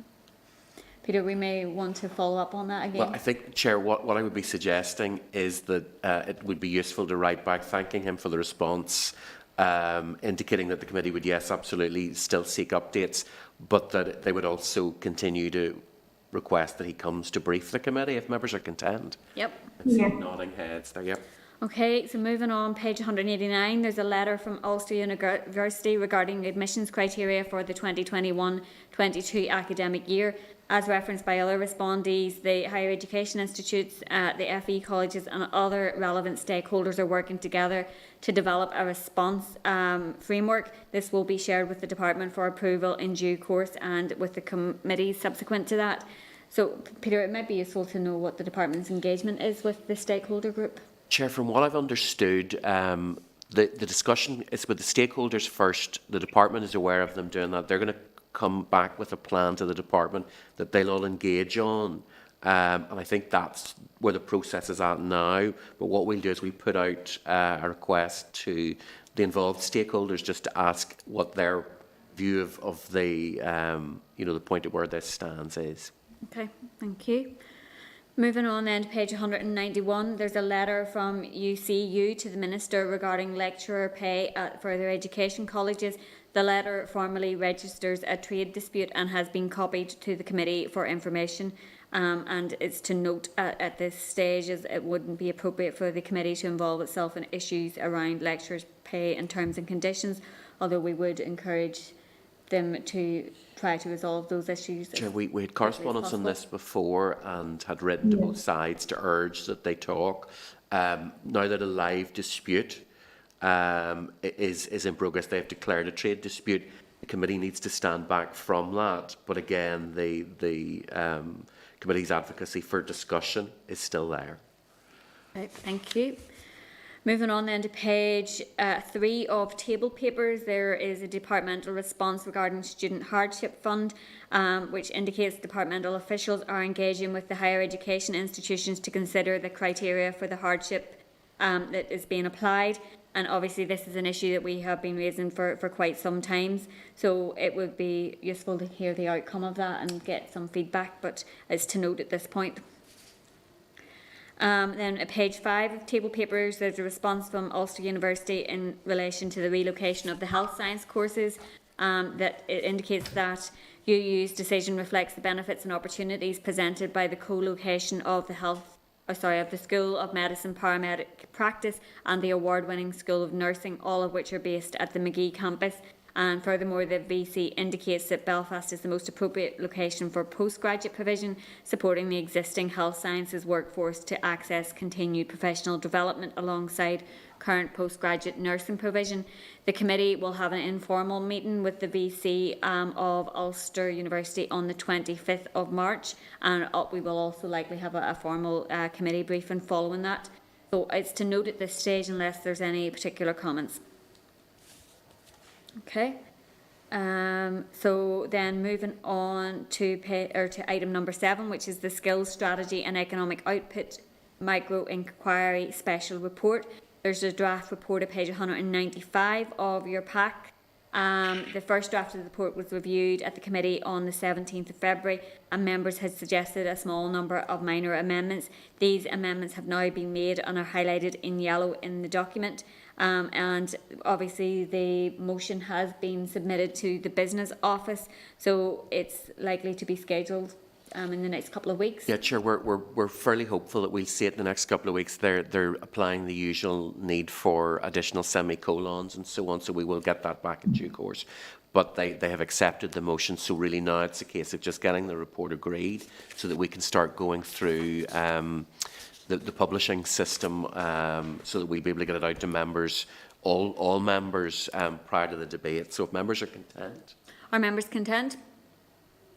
Yep. Yes. Yep. Thank you. Okay, so moving on then to item number 8, which is SR 2020-331, the Corporate Insolvency and Governance Act 2020 Coronavirus Amendment of Relevant Period for Meetings of Registered Societies and Credit Unions Number 2 Regulations, Northern Ireland 2020. The SR is at page 220 of your pack. These regulations amend the Corporate Insolvency and Governance Act 2020 to extend the temporary arrangements for holding certain meetings of credit unions and cooperative and community benefit societies. The committee approved the SR on the SL, I think. That was the SR, Chair. This is, we received it in draft. This is just confirmation. We'd already agreed the draft. This is just confirmation of what the final SR looks like. It's exactly the same. Okay. So are members content to note? Thank you. Okay, so moving on then, there's a departmental written briefing. It's an update on the apprenticeship recovery. At page 224 of your pack, there is the written briefing. The department has developed an apprenticeship recovery package that will channel financial support to local businesses to help our apprenticeship system respond to the impact of COVID-19. On the 27th of August, the Minister announced that apprenticeships were being allocated 17.2 million in 2020-21 from the Executive, complementing 4 million allocated from DFE Central Funds to support the recovery package. Such additional stimulus funding complements the existing in-year apprenticeship programmes training support funding of approximately 26 million. The Apprenticeship Return, Retain and Result scheme was designed to ensure that there was no break in support availability for local employers, with the eligibility beginning on the 1st of November 2020. The day after the coronavirus job retention scheme was scheduled to end, and obviously, as we know, it did not. As of the 29th of January, 48 employers have successfully applied to the scheme, supporting 111 apprenticeships with £55,220 paid out.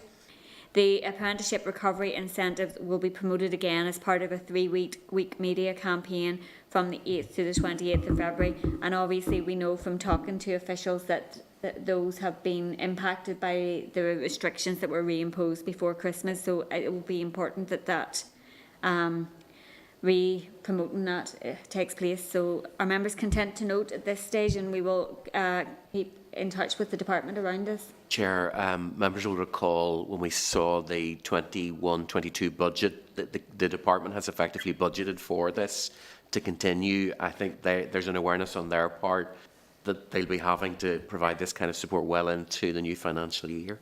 Yep. Okay. Okay, so moving on then, there's a departmental written briefing on the ESF succession project. Page 233 of your packs, there is the written briefing.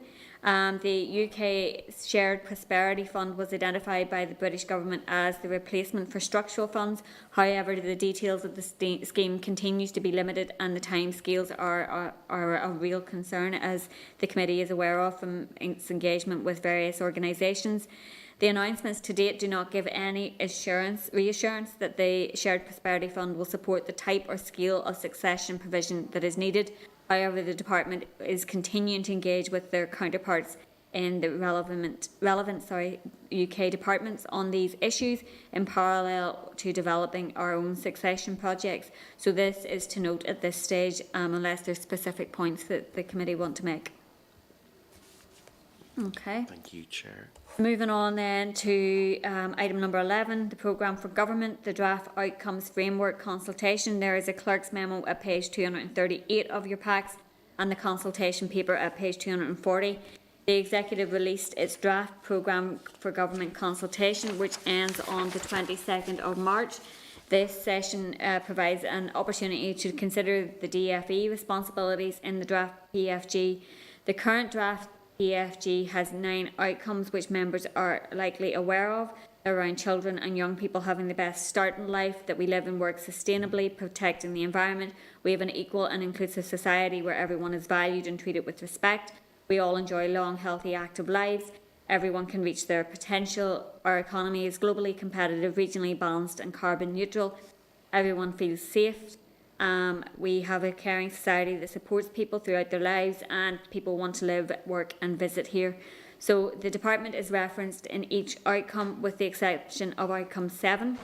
The department's role in outcome 6 and 9 is particularly referenced. So are members content that we would receive a briefing on the consultation at an appropriate point? Thank you. Okay. So moving on then to number 12, the departmental consultation, the future of the NI non-domestic renewable heat incentive scheme.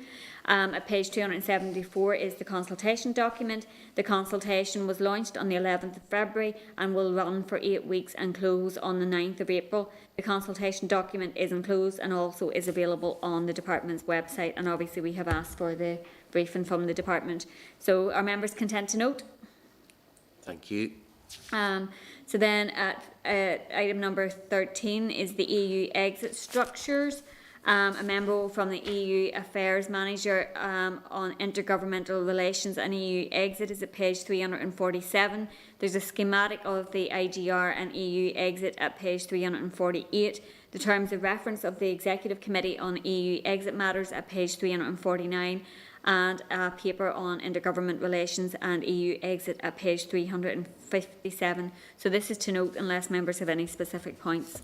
Chair, the one thing I would say is the schematic on page 348 of members' packs relates to a lot of what was discussed this morning and is really very, very useful. It shows where the executive has a role in communication with the Joint Consultative Working Group, and it would therefore be, following the discussions this morning, for the executive to be getting stakeholders' views, such as the committee heard, and putting those forward. I think the involvement of the executive is not necessarily automatic. It may well be a case if it is invited to be there or is asked for an opinion. It might be useful to write and find out specifics on that. Yeah. Okay, Are members thank you, content? Chair. Yep, thank you. So moving on then to correspondence. Sorry, Claire, can I ask a question just about that? I think it was Glyn that brought up about the EU office and the necessity to have the EU office based in the city, in Belfast or wherever, even at the ports. Or can we bring that to the minister? Because I think that's really important for us to overcome some of the difficulties that we may be experiencing. If there's a direct point of contact within the EU. Chair. So go ahead, Christopher. I disagree. When this idea was floated sort of 6-8 months ago, I actually, during the meeting, I looked up some of the press coverage around this issue, and it was very clear that the intention then, this was not to be like a consulate or an equivalent like the executive office in Brussels. The intention of those who were advocating for this was that this would effectively be the administrative headquarters of the EU to oversee the rigorous implementation of the protocol. And that was the view 6 months ago. Now, if people have changed their view and are for ameliorating the impact of the protocol, that's fine, and they can make the argument for the EU to set up like a consulate if they wish. But when this was raised some time ago, it was clear that this was to be basically like a headquarters for their efforts to oversee the vigorous and rigorous enforcement of this protocol. And on that basis, I'm absolutely opposed to that. We're no longer in their club. It's bad enough that we have to abide by some of their rules, but we're not going to have EU civil servants based in the city of Belfast telling us what to do. Chair, just on the back of what Mr. Stalford has said, I think that the TEO committee may have had briefing already. If members are content, if I write to the clerk, just to pin down, because I know they had junior ministers in, I just can't completely recall what was discussed, but if we write to them in the first instance, as the committee with the remit, to ask them what information they already have? Because I'm pretty sure it was, I think, discussed. I would agree with that, Peter, because I mean that's Christopher's interpretation of what the office was meant to be for. It's certainly not my understanding of what it was meant to be for. So I think it's very important to write and get clarification around that. But I certainly heard it loud and clear that it would be helpful for businesses here in Northern Ireland to have a contact base to one of our biggest markets. And we're abiding by the single market rules, so why shouldn't we have an office based here in Northern Ireland to help and support our business community? Okay, Chair, will you follow us? John O'Dowd.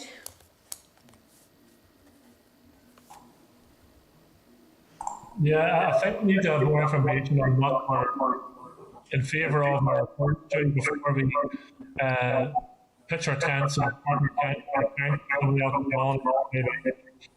there's clearly outlined, the proposal to me is outlined, and I can't remember who the proposal came from, our suggestion came from in the presentation. We have the Chinese consulate, we have the American consulate, with a number of other consulates in and around the city of Belfast, and it would make sense to have an EU fixture or consulate in the city of Belfast.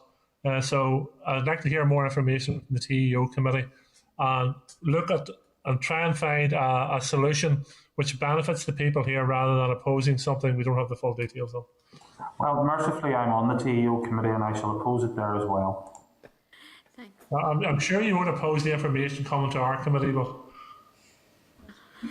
Okay, thanks. We'll do that. We'll contact the TEO committee. Okay, so we'll move on then to correspondence. At page 371 of your pack, there is a memo from the Clerk to the Committee for Justice, to the Economy Committee Clerk, regarding the Protection from Stalking Bill, which is currently at committee stage. The Justice Committee is currently seeking written evidence on the bill and is inviting any comments by the 16th of April, so as to note unless members have any comments. Okay, so moving on, page 372, there's correspondence from the Clerk to the Committee for ERA, to the Clerk to the Committee for Economy regarding correspondence they received from an individual who's a participant in the RHI scheme, so that is to note also. Moving on then to page 374, there's correspondence from the Clerk to the Committee for the Executive Office, to the Clerk for the Economy Committee regarding a student who has broadband connection difficulties at home, which have had a serious impact on her ability and other members of her family to study at home. The committee has already dealt with this correspondence which we received from a UU student, so our members content that the Clerk respond indicating the committee has already dealt with this. Okay. Moving on, page 376, there's correspondence from the Department for the Economy to an individual who is an exams invigilator. As exams have been cancelled, the individual had not been able to earn and has also not been able to access any of the financial schemes. We have written to the Minister several times about individuals and small businesses who have not been eligible for various financial schemes. So our members content that we would highlight this sector to the Department also. Thank you. At page 378, there's correspondence from RICS to the Communities Minister highlighting the benefits of retrofitting homes with sustainable energy solutions while also stimulating the economy through the development of people with new skills. This is an issue, obviously, the committee was noted in its energy strategy and macroeconomic outlet special report as part of the sustainability and green jobs agendas. It's an interesting document which backs up some of the stuff that we've already heard. Are members content to note? Can I speak on that just for a second as well? Yeah, it is an interesting document, and we talk an awful lot about energy, and one of the big issues that we actually have is that we are not energy efficient. And I think that we need to really concentrate on house building, but also retrofitting existing properties in order to protect and help those that are living in fuel poverty. So a really useful document. Okay. Thanks, Sinead. Okay, then moving on to 14.6, page 380, there's correspondence from a small business involved in the wedding sector. The business has offered to brief the committee, along with others involved in the wedding sector, about the issues they faced during the pandemic, particularly in relation to accessing financial assistance. So if members are content, we will arrange an informal briefing. Thank you. Yeah. On page 382, there's correspondence from a property technology business that would like to employ staff here through the newly proposed Job Start scheme. The Communities Minister is responsible for this scheme, and previous written responses to written questions even from the Minister have indicated there have been delays around the financial commitments to start the scheme. So would members be content to forward the correspondence to both the Communities Minister and the Economy Minister asking for an update? And obviously we've already dealt with this earlier in today's meeting. Are members content? Yeah. Okay. Yes. Page 384 then, there is the 25th report of the Examiner of Statutory Rules. Is to note unless members any comments. And then page 393 is the 26th report, so again it's to note. Page 8 of table papers, there's correspondence from NUS-USI highlighting the news that the Scottish Government has created a task force to consider student hardship. So are members content that we would write to the relevant Scottish Government Minister to seek details on the task force and its work? Yes, please. Thank you. Okay, thank you. At page 9 of table papers, there is a news release from ABI highlighting that insurers expect to pay up to $2.5 billion in UK insurance claims. The committee obviously was briefed by ABI a number of months ago, and we have been engaging with stakeholders regarding the emerging situation in relation to the business interruption insurance and the outcome of the court action on that. So it's to note, and Peter, I had an issue raised with me about insurance. It's actually in relation to car insurance, post-Brexit, cross-border premiums being greatly inflated. So it may be something that we could seek some information on. Yeah, Chair, we can write about that. That's an interesting one, and it would be useful if there's correspondence, if members can forward that, just so we can pick out particular detail too. But we'll flag up to the department and seek an update on that. Okay, thank you. Then page 12 of table papers, the annual accounts and reports of SERC and NWRC, just to highlight that the CNAG has indicated that he is content with the reports and has no comment to make, so are members content to note? Okay. So moving on then to item number 15, which is any other business, and we've had none indicated. Flagged up, Chair. Okay. And then item number 16 is the date, time and place of the next meeting. We have an informal meeting scheduled tomorrow morning at 11 a.m. with Speed Up Britain, who campaign for better mobile connectivity and the rollout of 5G. So if members are available for that meeting. And then our next committee meeting is next Wednesday morning in room 30 at 10 a.m. So are members content to adjourn? Grand. Thank you, Chair. Thank you, members. Thank you. This is the Northern Ireland Assembly Committee Room 30. This is the Northern Ireland Assembly Committee Room 30.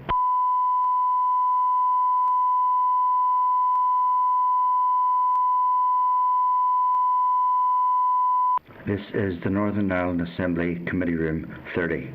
This is the Northern Ireland Assembly Committee Room 30.